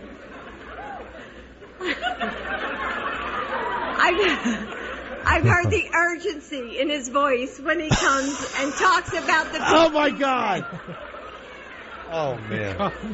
When he comes... What did Biden say when he got up there? Because, he's always acted like, he's, getting laid 24 hours a day. You could see him laughing in the background. I mean, it was kind of... Yeah. I hope no one comes out and they're like, I'm outraged by this video. I mean, what's there to be outraged about? It was hilarious.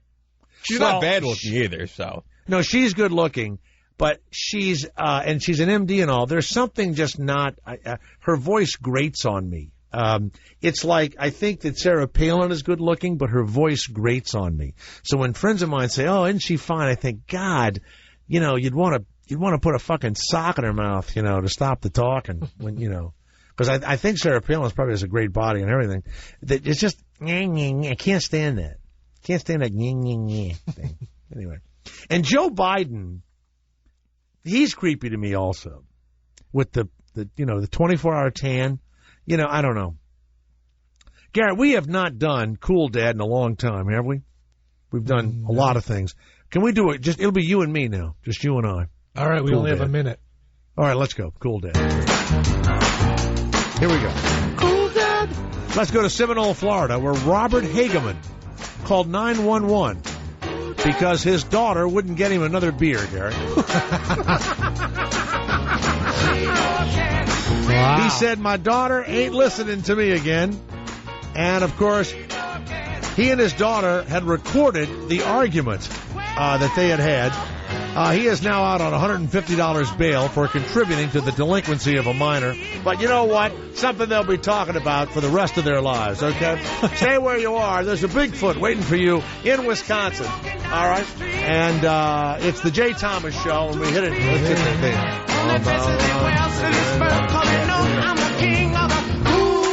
Robert Hageman. Yeah. Cool Dad. Cool Dad. Cool Dad. Cool Dad. Looking at me like I'm a fool. Cool Dad. Deep down inside. Call 911. Because your daughter won't get you a beer. Cool Dad.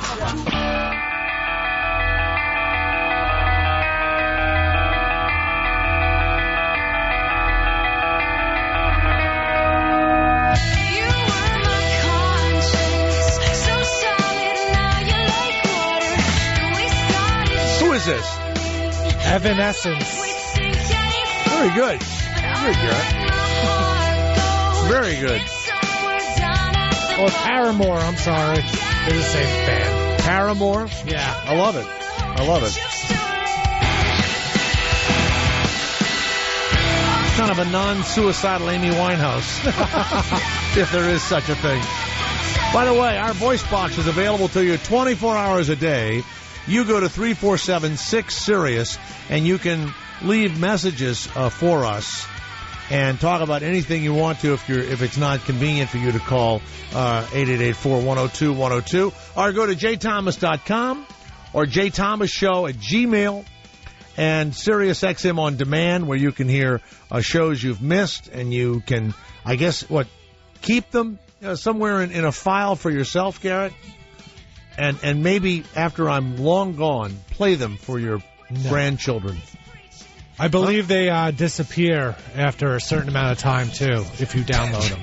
Jesus Christ. You mean they have a special disappear, chip in them? Yeah, after 2 weeks or something, or... Really? Could be longer, I'm not sure. Man. It's like Mission Impossible. Yeah. This message will, This show will self-destruct. Yeah, this show will. But you know what? We do that on a daily basis. Daily basis. Linda Godfrey, welcome to the Jay Thomas Show. How are you, Linda? I'm great, and thanks so much for having me. My pleasure. By the way, we got an echo going here. Garrett, is it us or is it Linda? Maybe Linda's earpiece is too loud. Linda, do you have an earpiece or something? No, I'm just talking on a phone, and I don't hear any echo myself. Do you hear an echo, Garrett, or is it just me? When you talk, it's a little bit of a... All right, that's fine. Just so it doesn't aggravate people, that's all. Mm-hmm. LindaGodfrey.com, Monsters of Wisconsin. So what sort of... Sasquatch in Dairyland, Dragons of Green Bay. Where are these monsters, Linda? Where are they? Well, they're everywhere, actually, Jay, and not just in Wisconsin. I have a whole bunch of books that document sightings of all kinds of weird creatures, especially the thing known as the dogman, man-wolf, wolf-man, whatever you want to call it, and it's seen coast to coast, literally. But do you believe it, or you just report on it? Well, I try to keep my reporter's hat on. I originally began as a newspaper reporter when I broke the first story on the Beast of Bray Road, but it's really impossible. What was the Beast of Bray Road? What did it do? The Beast of Bray Road was something that people described as, if there was such a thing as a werewolf, they would say this is what it would look like: 5 to 7 feet tall, covered with brown fur, pointy ears, long muzzle, and walking on little dog feet. Mm-hmm. And somebody saw that in Wisconsin? A lot of people saw this thing back in the early 90s on a little road called Bray Road just outside of Elkhorn. And my story went national within a couple of weeks. Inside Edition came out, and some of the early sci-fi programs. So it never stopped. This is 20 years later, and I'm still getting reports weekly. Well, now there are also reports of Sasquatch and everything else. And what I don't get is how come we've never caught one of these things? Yeah, that's the $64,000 question. Yeah. And the thing is, I don't pretend to have the final answers as to what these things are and why we can't catch them. I'm just intrigued that people who, for the most part, seem very credible and not trying to pull anything off are continually seeing them, and that they seem very consistent from sighting to sighting, even among people who've never heard of the things before. So it's like when they would draw pictures of the of outer space. Remember that? You'd see a photo, and they'd say these two people never met. Not a photo, but a drawing, and it would be the same cigar-shaped spaceship or whatever it was. You know what I mean? Yeah. So you're saying that you go by the fact that there's just too many of these sightings for there not to be something going on. Right. Either there's something there that we just don't know what it is yet, or there are a whole lot of people in the United States and actually the world having the same exact hallucination about something that looks just the same and behaves in the same uncanny way. Well, that can be true when you look at, there are millions of people that thought Pauly Shore was funny. You know what I mean? And so you could call that some sort of mass hysteria hallucination, or you could pick any number of television shows that people watched together, and they all said, that's such a great show. And then you and I would go, that's a terrible show. I think there are people that have, I don't know what it is, but they see, like, I'm sorry, but unless I see the thing, I just don't believe it. If the thing came out at me, though, I would say, look, I saw the thing. It came out at me. But if it's in the forest somewhere, we could send a drone over. I mean, they've sent stuff down into the Loch Ness. They can't find a picture of the monster. I mean, we have too many electronic things now that there are these things that are alive, these animals. I mean, do the police just not want to hunt for it? I mean, everybody's out there hunting for it and no one can find it. That's what drives me nuts. Well, yeah, I think that's more true with the Bigfoot than with the Dogman. The Dogman sightings are generally really fast. The thing is running in front of your car in the middle of the night, and then it's gone into the trees. And they don't seem to stay necessarily in one place, you know. This is Dogman, so it would be like a dog. Now, what about the guy the other day, I forget what state it was in, he was trying to scare some kids. He dressed up like Sasquatch. He jumped out, and the kid ran over him and killed him. Did you read that story? Oh, yes, yeah. Classic sad hoaxer story. I'm continually, and there are hoaxers out there, you know. But was that Wisconsin where it happened? No, that was Montana. And he got killed, and the kid was 17 with 2 girls in the car with him. It's ruined this kid's life. I mean, he's, you know, forever scarred by this. And this crazy guy jumps out, and he was run over and trying to pretend he was a Sasquatch. And then the guy that says he took the pictures of Sasquatch on his deathbeds, you know, that kind of weird photo. He said, you know, I'm the hoaxer, and his son said it was my dad. And then people still believe that crazy film, you know, even though the guy said I'm the hoaxer. Yeah. Right, yeah, that Patterson-Gimlin film I think will be controversial from here to eternity. You know, you just can't agree on it. Every time somebody establishes one thing, 10 other people establish the opposite. So, you know, I just sort of watch it with interest. And, you know, it does look like the most realistic of all the ones I've seen, I have to say. But you can do anything with film just about these days. And it's really hard to prove anything, even if you've got a really clear video or a clear photograph. That doesn't stop me from putting my trail cam out, you know, in places where I think these... You have a trail cam? No, wait a second. Now, the book is Monsters of Wisconsin, Linda Godfrey. You put a camera out on a trail, and what have you seen? Well, so far, I got the neighbor's pit bull stealing the bait. A pit bull came. What was the bait for the Sasquatch? Well, it was just a bunch of some open cans of really smelly cat food, some peanut butters, a couple of bananas, you know, just something that might make any creature linger. Frankly, I expected to get a raccoon or something like that. So, you know, the pit bull, at least I knew I had it aimed correctly. But wait a minute now. You're trying to get a photograph of the Sasquatch or of the Dogman or of a werewolf or something like that. I mean, you're laughing about it. Were you disappointed that it was just a pit bull? Well, you just have to go out with realistic expectations. And I'm still trying because there are several locations where we've had recent Sasquatch sightings that I've actually been able to cast footprints in places where nobody would have been able to fake them. And you have a cast of a big, giant, bear-like, toe-like footprint. It has like human toes, but it's now. Have you ever seen? By the way, and then I'm not joking. There are these places that will have Shaquille O'Neal's foot. Yeah. They'll have the tennis shoe. You cannot believe how big this tennis shoe is. Oh, I was in a store in, I want to say, San Diego, and they had this.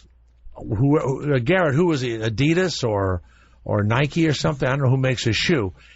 It looked to be 2.5 feet long. It was the biggest thing I've ever seen. And I said, certainly that is a fake. And the guy said, no, that's one of the shoes or that they send out to various stores, and it's Shaquille O'Neal's real shoe. Sure. So could it just be this big, giant, 7 foot 2 inch guy with a big, giant foot making these footprints?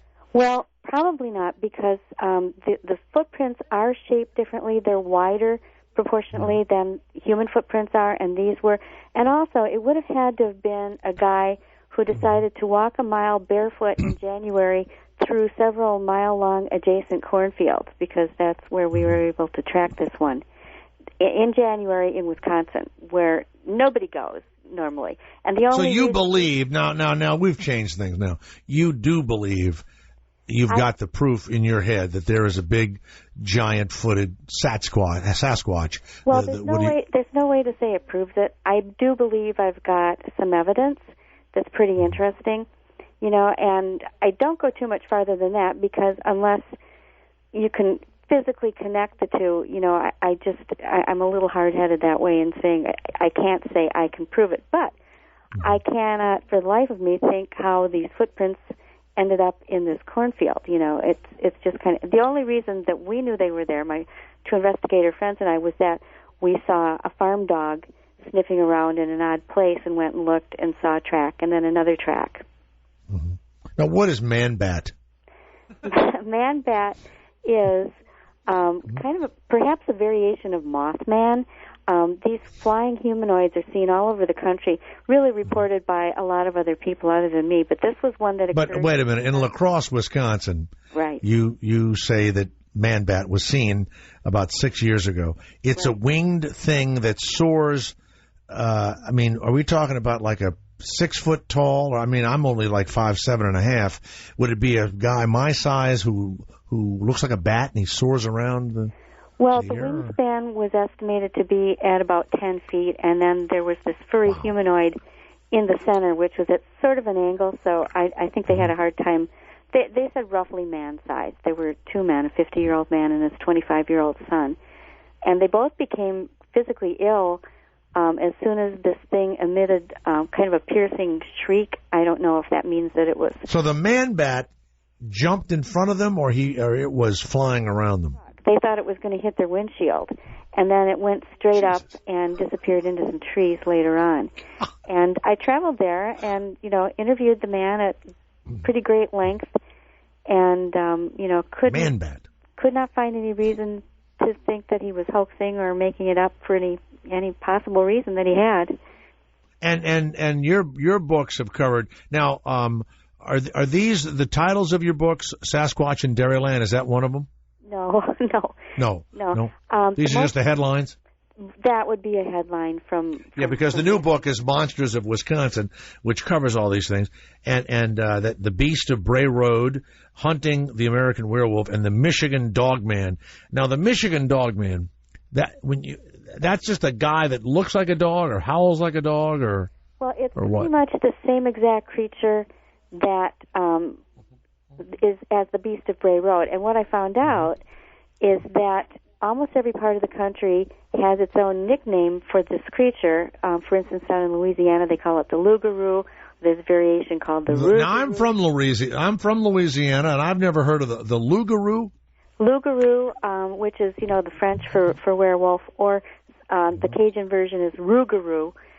And I've had, lots of people tell me that. We also say stuff like there's a big boogaboo going on down there. I mean, there's a lot of boo and roo in our language in South Louisiana. So this is a thing that lives in the swamp?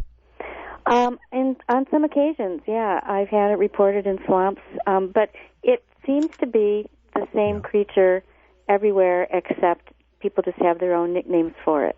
Every one of them has been a man. For them to continue on, there has to be a girl Rougarou or a bat woman or something, or they couldn't mate. Or do you think they're mating with women that they meet last call at most bars? The thing is, there's nothing human about them, other than the fact that they walk and run upright, and they seem to possess a little bit more intelligence. Witnesses seem to think than just regular animals in the wild. But I have had people see more than one, and I have had a report. My latest book, Real Wolfmen, True Encounters in Modern America, has a story about a Kentucky man who saw what he thought was a female with several pups. So it does seem possible that there's a breeding population. Let's go to Andy of Iowa. Linda Godfrey is here, and she is, you write about a lot of places, but your newest one is about the monsters of Wisconsin. Andy, it must be easy in Iowa to spot them because there's not a lot of hills for them to hide behind. Do they have a Bigfoot in Iowa, Andy, that you know of? No, we've not got any Bigfoots in Iowa other than a couple big basketball players off the farm, but, I'm wondering, okay, if you're in Wisconsin in the winter in the snow and you're tracking Sasquatch in the snow with perfect tracks that you're following, why would you not keep following it to find it other than the fact that there's nothing out there? Well, we did. We went all the way to the end, and I have no way to explain this, but we're tracking in a layer of crusty snow with partially softened mud below it, and the tracks just ended. You know, I've shot a lot of deer in Iowa, and we've tracked them miles and miles and miles, and the tracks get bad, and then they come back and they get bad, but we don't, we always find them. That just, I find Well, them. no, wait a minute now. You're saying that you followed Bigfoot as far as you could. Do you think maybe, I hate to say this, but I think a spaceship picked him up? I mean, really, if you're going to go Bigfoot, it may be an outer space deal, and they let them sit around for a while, and they walk around, and then, come on, they just, big feet just don't disappear like that. People have suggested that, and in a way, I was thinking for a long time that, well, we've got a classic real animal situation here. It looked that way, and then we had this one day where we followed these tracks, and they just ended, and I'm sorry, I can't explain it. And, you can speculate. There are millions of ways to speculate about this, and one, to me, is equally as valid as the other, because unless you've got the creature in front of you, which has yet to happen, to me, I just can't say I know what it is, or I know that it's this, or I know that aliens took it, or anything like that. But I was, I was almost joking, and you agreed with me. So that's a whole new book where the aliens come down. Thank you, Andy of Iowa. Now here's my question: you're sitting around. You sound like such a nice, normal person, and you and I are sitting down. And do you live in Wisconsin?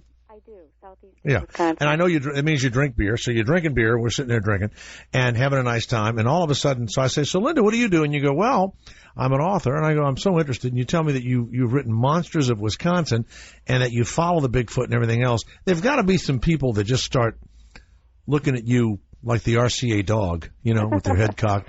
Do you ever find people who maybe didn't want to have play dates with your kids and stuff because you were the kook that believed in Bigfoot? People are generally pretty tolerant. And like I always say, I started out as an artist and cartoonist, so, my reputation's shot anyway. It's not like I'm a scientist with a big scientific reputation. No, but a cartoonist, and then you jump to Bigfoot spottings. Well, I became a newspaper reporter, and that was when actually the first dogman sightings occurred. And are they saying at the old newspaper that's kooky old Linda? Were you kind of known as a kook? I don't really know how to answer that. I'm sure some people thought that. It wouldn't surprise me in the least. But me. I'm big mouth. I was big mouth Jay. People wouldn't invite me to parties. I'm not joking. They wouldn't invite me to certain events because I might say something. I just didn't start one day talking on the radio. I was big mouth Jay, and we don't want him around and like that. If you're out of the normal realm, they call it out of the box, or on the fringe, which you and I both are, you have had to have people discriminate against you because you believe in these Bigfoot sightings. I probably have, but people have generally been pretty nice to my face. And the thing is, I wrote for the newspaper for 10 years, and over those 10 years, I wrote on every other topic imaginable, probably a total of 4 articles on this creature during all that time. And I didn't start writing books until a couple of years after I left the newspaper. So people knew me as the person who was writing about the local politician or writing the weekly column about the crazy things my kids did, that kind of thing. Right. All right. Now, do your kids believe in all this stuff, or is it just embarrassing that you do? Well, because it's their mom, they don't want anything to do with it. Of course not. And that's fine. They both have their own brilliant paths that they're going down, and I would just as soon see them do their own thing. Okay, Troy of British Columbia. Linda Godfrey is here. There are monsters in Wisconsin, and that's what the book is about. Troy, in British Columbia, there's also a Bigfoot, I believe. I don't think there's a Bigfoot, but I think I can explain what a Bigfoot, what people maybe see. Because when you can Google a bear, like a black bear, I don't know if a grizzly bear does the same thing. I imagine it does. Google a black bear walking on its hind legs, and it looks just like what a Bigfoot would look like walking through the bush if you've seen it real quickly. Well, Linda's not going to sell many books with the title, Bigfoot's really a black bear walking straight up, okay? Well, that's what it is. Well, you can't, you know what, Troy, she's not, get rid of him, please. I'm not going to have a woman on here talking about, that's no fun. Come on. Fun. You watch. And the thing, that bear can really move really well. However, it's really obvious that it's missing a forelimb. What do you mean it's missing a forelimb? Well, that's why that bear is walking upright. In the wild, animals just don't do that. Nobody's... Oh, it's lost one of its front paws? One of its front legs, yes, right. Wow. It doesn't have a choice. Well, when you hear stuff like that, it kind of knocks a hole in your books, doesn't it? No, not really, because almost every witness will say, I know what bears look like. And if you live in, Wisconsin, for sure, you know what a bear looks like.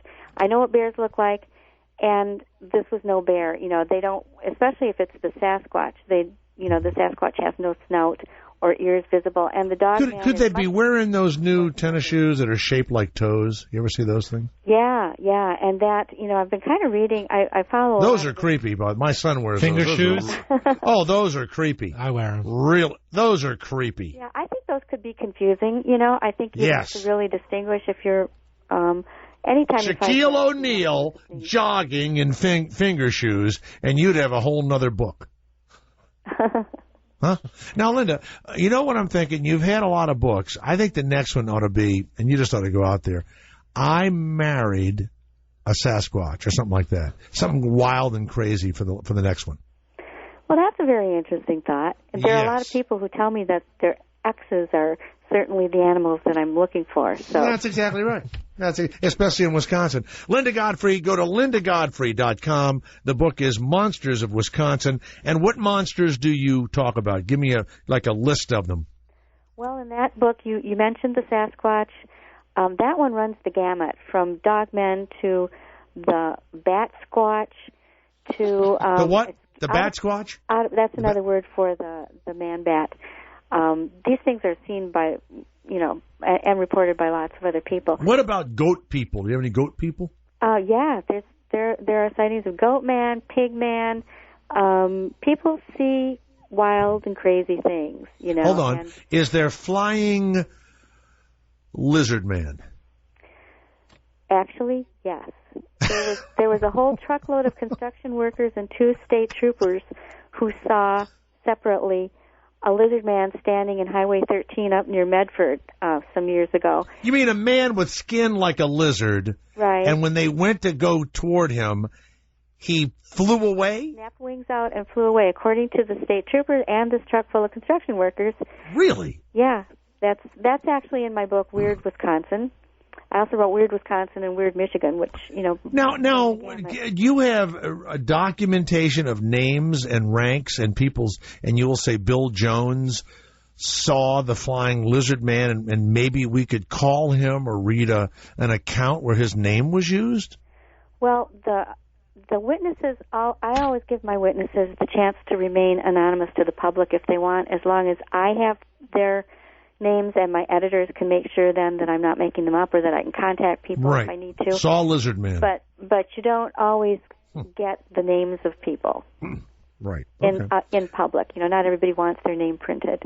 Now, is a werewolf something that was bitten by a wolf and it's in that nether region between, man and wolf, and when the moon gets full? I mean, is that true, or is that just for the movies and a werewolf is just a... How about this? Could a human have mated with with an animal, and by some weird, which is not supposed to happen, but some weird happenstance, some farm guy, had his way with a goat or with a, I don't know what, and this weird, half human thing came out? I just don't think that the genes work that way, and they're not supposed to. And I don't believe that these creatures are your traditional Lon Chaney werewolf. As I said, they don't display human parts, and if you saw one walking on all fours, which many people see them, go from all fours to 2 feet and vice versa, you would just think that it was some really abnormally large wolf-like canine. You wouldn't even think it was a human. And even though there are people who do write me and insist that they transform, I don't believe them, because I continually challenge people to, next time there is a full moon, have somebody chain them up in the basement and position a video camera right on them, and then send me the video. And nobody ever sends me the video. You actually get correspondence from people that say that they transform to human to animal. I do. I do. Not often, but I've gotten a few over. How do they find you? We may have people listening now that want to contact you. I would have a really safe place to contact you. Can we go to lindagodfrey.com, and if you're a person that transforms? If you go on the About page, you can find where my email is to email me. But like I said, generally, I know it would be all over YouTube if there were actually people out there doing this. If you found the Sasquatch, don't you think that the Packers would sign him immediately and make him a defensive tackle? I would imagine so. You know. Wouldn't that? No. You know what, Garrett? I've thought of a lot of crazy movies, but this is it. Mm-hmm. The Sasquatch who won the Super Bowl. Well, it could be a sequel to Harry and the Hendersons. What about a That's werewolf? right. Harry and the Hendersons was about a Sasquatch. What, Garrett? A werewolf that plays basketball. Yeah, I think that's been done, too. Do you think that one would work? Yeah, that was Teen Wolf. Teen Wolf, that's right. So they find a Sasquatch, and it becomes a defensive tackle for the Packers. Scott, you live in Wisconsin. Do you know Linda Godfrey from Wisconsin? No, I don't, but some. Yeah. Have you ever seen any of these Goat Man? I did. I have. But I don't know. I think these two little square little stamps, and I see them all the time. Hello? You see. I'm listening to you. What do you see? Yeah. Little people? Yeah, when they start floating up and stuff. I don't know. These little it lasts about 8 hours. Have to take these two little sweet. All right, stamps. get rid of this guy. You know what? You see what happens, Linda? They start calling up and they begin to make fun. That's when the interview has to end. Okay? Yeah, that's once in a while. I'm not George Norrie, okay? The George Norrie crowd, they know how to call up, that coast to coast guy, and So Linda, this interview's at an end because the listeners ruined it. Okay? Sure, and I really appreciate you having me on. And I hope that the Sasquatch finds some of these people and tears them limb from limb and brings their body parts back to the baby Sasquatches in the forest. Linda Godfrey, Monsters of Wisconsin, thank you very much. You're welcome. Thank you. Mm-hmm. Bye-bye. You hear that, Garrett? They ruined the interview with the woman that was just about to expose. Oh, I see. This is Dogman of Wisconsin on line 3. Hello, Dogman. Hello? Hello, Jay. Hello. Hey, I wanted to talk to her. I had a lot of things I wanted to say to her. Really? Yeah, she is real, this Linda, and she is a real pain in the ass for me. I mean, I'm out there in the woods just hanging out, me and Man Bat and the fucking other guys, Well, now wait a minute. Now you have to hang with. I've written them all down. You hang with the Flying Lizard Man, werewolves, Goat Man, and do you ever hang around with Lake Serpent Person? No, I haven't. He's not in with us. We usually connect on Facebook, but she's a real pain in the ass. I mean, she's sticking these fucking cameras up in the trees, and I'm out there jacking it on a rock next to the stream, and I see her coming around poking in the bushes with sticks. How's the peanut butter and bananas she leaves out, though? No, she left dog food. Dog man. Now, why isn't it man dog since it's man bat? Why wouldn't you just say it's Batman? Everyone no, you can't say Batman. No, you can't say that. Why? Well, you can't. It's already taken. You got to be man bat. Man bat. By the way, you know what? I've only seen Dogman one time, Jay. Well, he humped my leg and then ran away. That was it. All right, Dogman. Thank you very much. Let's go to Chris, who's in the great state of Montana. And supposedly in November, Chris will be coming to Montana and we'll be hunting. All we've done is bother the governor for the last 4 weeks. And look, you know what I said to him? I said, look, my son lost his foot in a farming accident, and I promised him to meet the governor. I always go right to an injury, Garrett, right to an injury. So, yes, go ahead, Chris of Montana. Yes, sir. Hey, Jay, I was just calling in to that when you come up here in November to go hunting with Governor Schweitzer out there at the ranch. Yeah. After a couple of shots of whiskey, you guys go out and look for Sasquatch here. Now, every state has some form of it.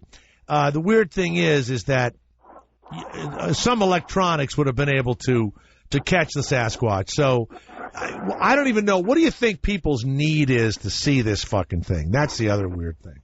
Why do you need this kind of shit? You know? I think they need that to validate themselves and validate their time spent doing something like that. I don't know. I have no idea. I thought I saw a spaceship one night, and I bragged about it, and finally a guy said, "You know what you saw? You saw a satellite." So he said, "You did see a spaceship, but you didn't see an unidentified flying object." I did see a light in the sky, and the light changed, and it went up, and everything else, and I didn't realize it. But yeah, I was looking at a satellite. You know, that's it. So you think that's the only time I've done it twice. And, you know, you can see every now and again you see a satellite, you think you see a spaceship. Maybe it was Man-Bird. We had a New Year's Eve party here the other night, and last year before last. Last year, yeah, the other night. You know what I was about to say? You must be Jewish. Don't the Jews have New Year's? That was last week. Well, it's September 19th. Happy New Year! Yes. So people ran outside about midnight to do the send off and all that Happy New Year bullshit, and I have a niece and my kids who were out there, and they swear they saw something up in the sky, and I told them no, it's fireworks going off. But they said no, it just hovered and hovered and hovered and then just zipped straight up and took off. That's a satellite. Anyway, that Bigfoot guy that got run over, that was up here too in Kalispell, and he actually got recovered twice. He got hit by a 15-year-old girl, I believe, the first time. And then he got hit again by a 16-year-old girl, and they're both pretty screwed up. So one car going one way hit him, knocked him in the other lane, and another car hit him. Apparently that's what happened. And he had a Bigfoot outfit on at the same time. Yeah, it was one of those cami outfits that you zip up for, like, snipers that snipers use. Well, you know what else? Did you ever watch the movie Donnie Darko? Oh, yeah. Yeah, Donnie Darko, they have that scene, Garrett, where the guy's running around in a bunny outfit and gets run over. Yeah. You know. All right. Thank you, Chris of Montana. Thank you very much. I have to tell you that I think that when you spot something, I think what happens is it makes you special. Yes. Because, yes, it makes you special. And you have a story to tell at parties or something. And every time this woman, needs a car payment or two, she writes a book, Monsters of Wisconsin. It's probably good for 10, 20,000 books. I mean, it's like those, and I shouldn't say this because a buddy of mine produces the show and he makes a ton of money. The Ghost Adventurer guys. I mean, I've been to Vegas and sat with them, the guy with the muscles. He's been up on our show. They're just totally full of shit. They are never nervous, ever, that there's not going to be a sighting where they go. It's like Benny Hinn, the healer. He's never nervous that he's not going to heal people during the broadcast. Or like Storage Wars. They're never going to open a storage locker without some awesome artifact in there. What a piece of shit, cast full of shit, bullshit, lying bullshit show. All complete bullshit. In my opinion. Now, sue me. The best one the other day was, and I saved this, they opened up a real storage bin that somebody hadn't paid on, and it was filled with body parts. Did you see that? Yes. They opened organs, it up. like donated organs, right? Right. But I think they were were they frozen or in bags? I don't think it stunk, but I believe they opened it up, and there was just bags of organs. Oh, now look. That would be fun. You open it up, and you've won whatever, you've bid $2,500, and you open it up, and there's nothing but, like, decapitated heads, in bags. One heart was reportedly found in a 32-ounce drink cup filled with formaldehyde. Oh, man. What's weird is how little fun they have on those shows, and that people just watch. How about you could go to there's a pawn shop about 3 blocks from where I'm broadcasting. Every now and again I go into the pawn shop and see, what's in there, right? And nothing happens in there. Nothing. And you go in and you look at the watches, and I asked the guy if he's got any great Rolexes, and he later goes, "Are you really interested in Rolexes?" I said, "Yeah, I have an old one, and a couple of old ones that I like." He goes, "Well, they don't keep them here, but the owner's got a bunch of them at his house." Like that. I go, "Really? So you mean the really good ones wouldn't be here anyway?" "No, we don't keep any." He was basically saying they don't keep anything of any real value in the pawn shop. Nothing. I mean, it's all shit. Yeah. And they'll have a couple of guns that barely work, and they'll have some guitars and a couple of rings. You go to the one on television, holy shit. There's $1 million something or other just sitting up on the counter. A guy, "Hey, how much?" And the arguments they get in, and the fights they're going to have, and all of that. It's all fake. All fake. And another thing is, and they're so afraid of being robbed, at pawn shops. The security is unbelievable, and somebody acting weird is thrown out in about 2 seconds. There's always some big giant guy who comes out of nowhere and removes you, right?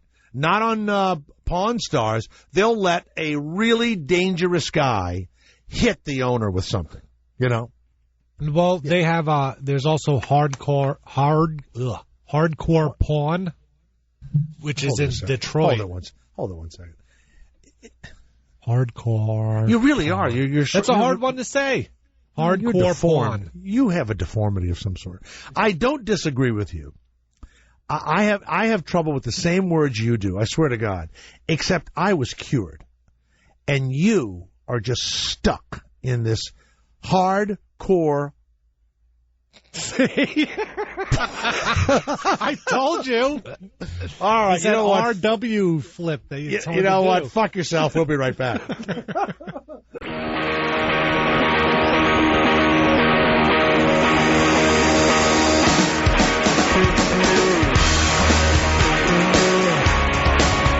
Hardcore pawn. There you go. That's simple. Thank you. On Demand is available. SiriusXM.com/on-demand to find out how you can re-listen to the shows. And on Friday morning when I'm on Howard 101, I made mention that out here in California, it's from 4 a.m. until 7 a.m. And they don't, what do you do? Cock it? What would you call that? You kind of delay it or something so it would run like 7 to 10 in California.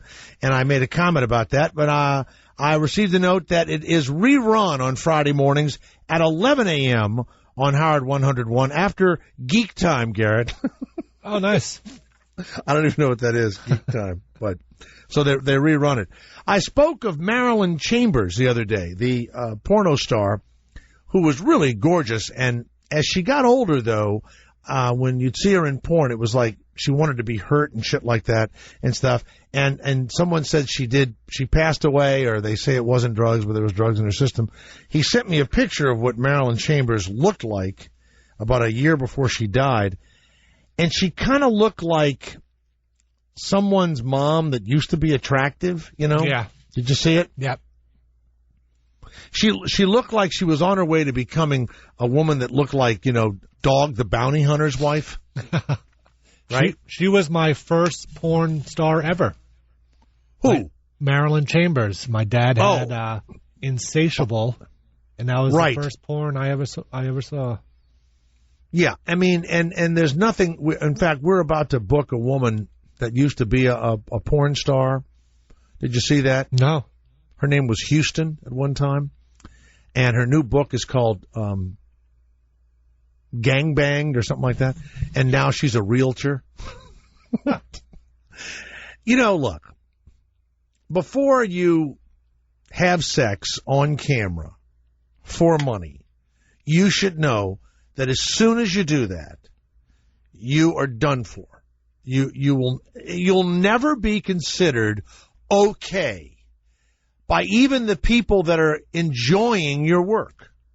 You'll never be considered a nice person. You'll never be considered someone that would want to have children with you, ever. And so what's really odd is when you watch and then you look at them and you think, they're not on drugs. You would think they'd have to be drugged to do these things.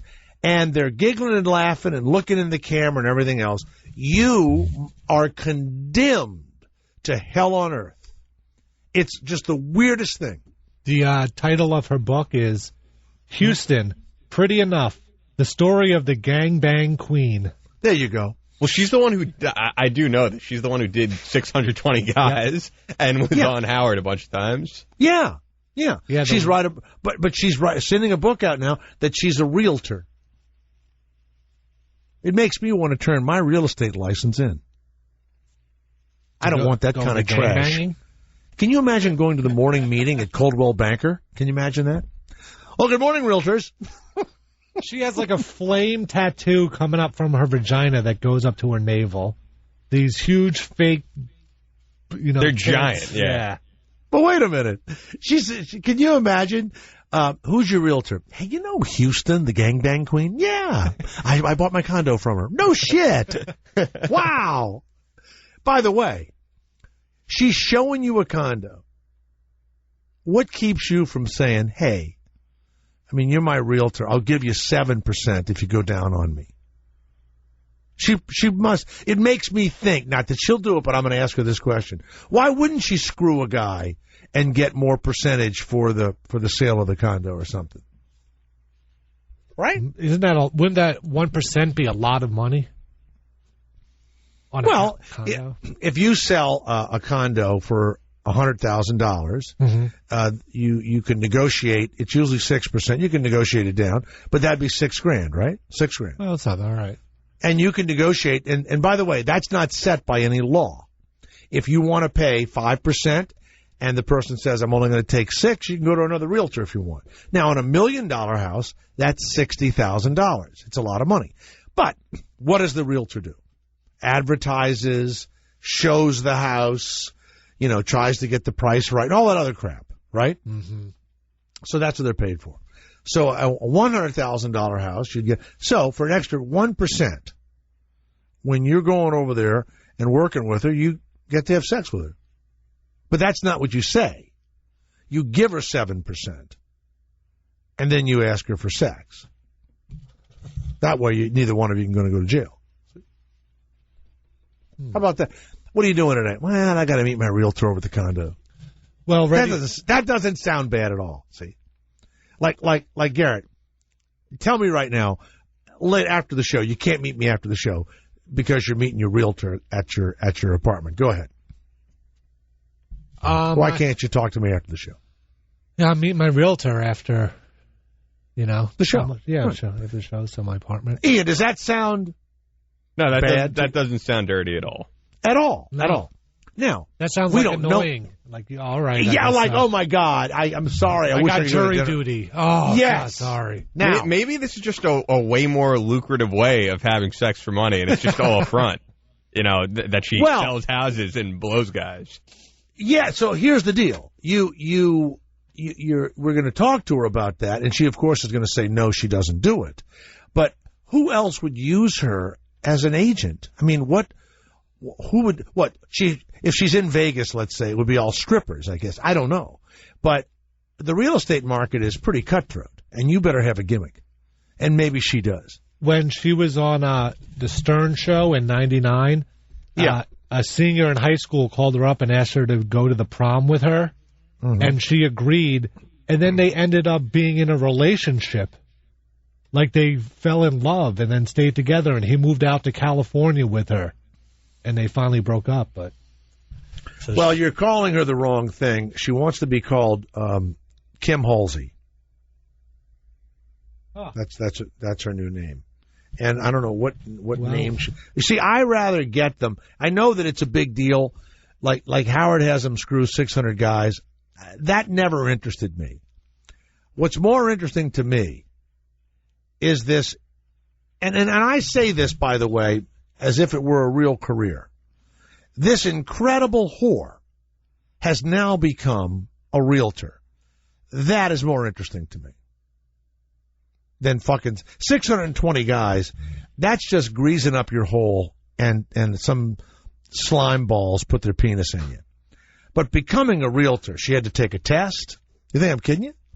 If she joined Century 21 or Coldwell Banker or any number of real estate companies, she had to go to what they call the university, the Coldwell Banker University. It lasts like 2 or 3 months. You've got to learn how to fill out all this paperwork. They're not all dummies, though. Like, have you ever heard Jenna Jameson talk? Like, she's a pretty smart woman. And I even remember her debating Bill O'Reilly, and honestly, she did a great job.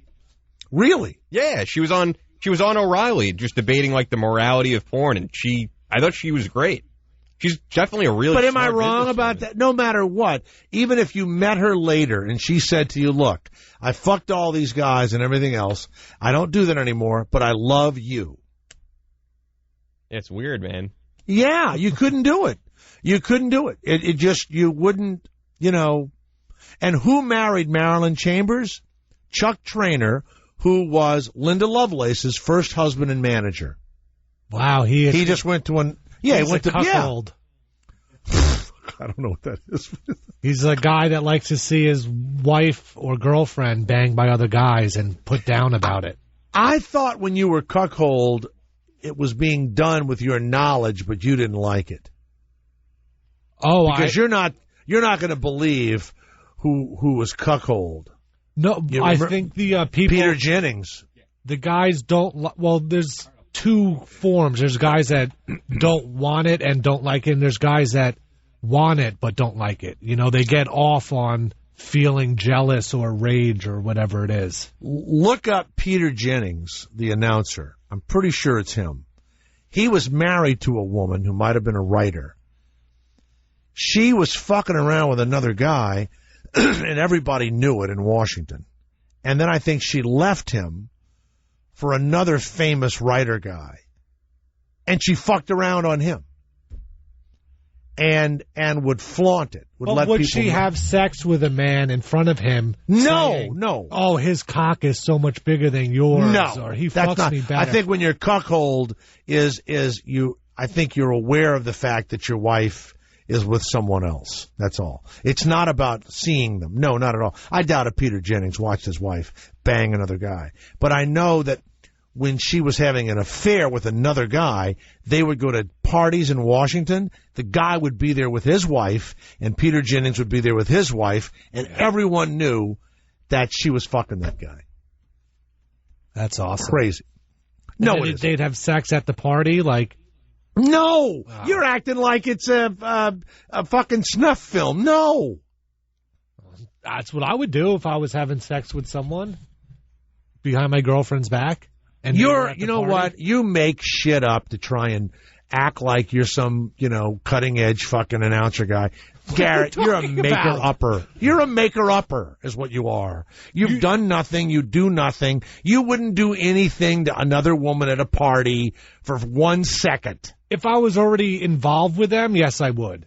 Oh, in some fucking graphic novel fantasy in your brain, but in real life, Garrett Andritz? Ha, ha, ha, ha. Don't make me laugh. You're talking to the guy that would do shit like that, okay? And has done shit like that. Ian? You're talking to him. No, me. Oh. And lucky I didn't. Now, you know what? I would never do anything to embarrass who I was married to or with. I would never do anything at the place I was with them. I would sneak later someplace else. I wouldn't do it in the place. Could we have at least one audio, please? Or not audio. One voice box, please. Let me hear what people are saying. Yeah. What a wannabe you are. God. Must be awful to be. You don't even live in my shadow. You live out in a shack somewhere. But you're there with your girlfriend and they're with her boyfriend, and then behind the scenes, you even if you just hold hands or something, or you rub against each other. Yeah. Well, I don't think they got close. They would go to these Washington. You know what? It may not be Peter Jennings, and I know there's a book written about this woman. No, stuff came up about that. And when you look at the woman, and there's a book out about her, you look at it and you go, why didn't Peter Jennings walk up to the fucking guy and knock the shit out of him? Because they're chicken shits. That's why. I mean, if I realize my wife is banging another guy and it's out the window, okay? It's out the fucking window. And I go to a party and there's the fucking guy. 3 martinis and my fucking fist is in his mouth, okay? I need a couple of cocktails. But it's the only way you can at least save some face, right? Right? Yes. Other than that, you're Peter Jennings from Canada. God rest his soul. And, you know, and we're talking about him on the radio. Well, look. Somehow we cobbled together a program. Somehow. In the beginning, we heard it was no good. And I didn't disagree. And then we battled for the next 3 hours and 41 minutes. And we arrive right here, where we started.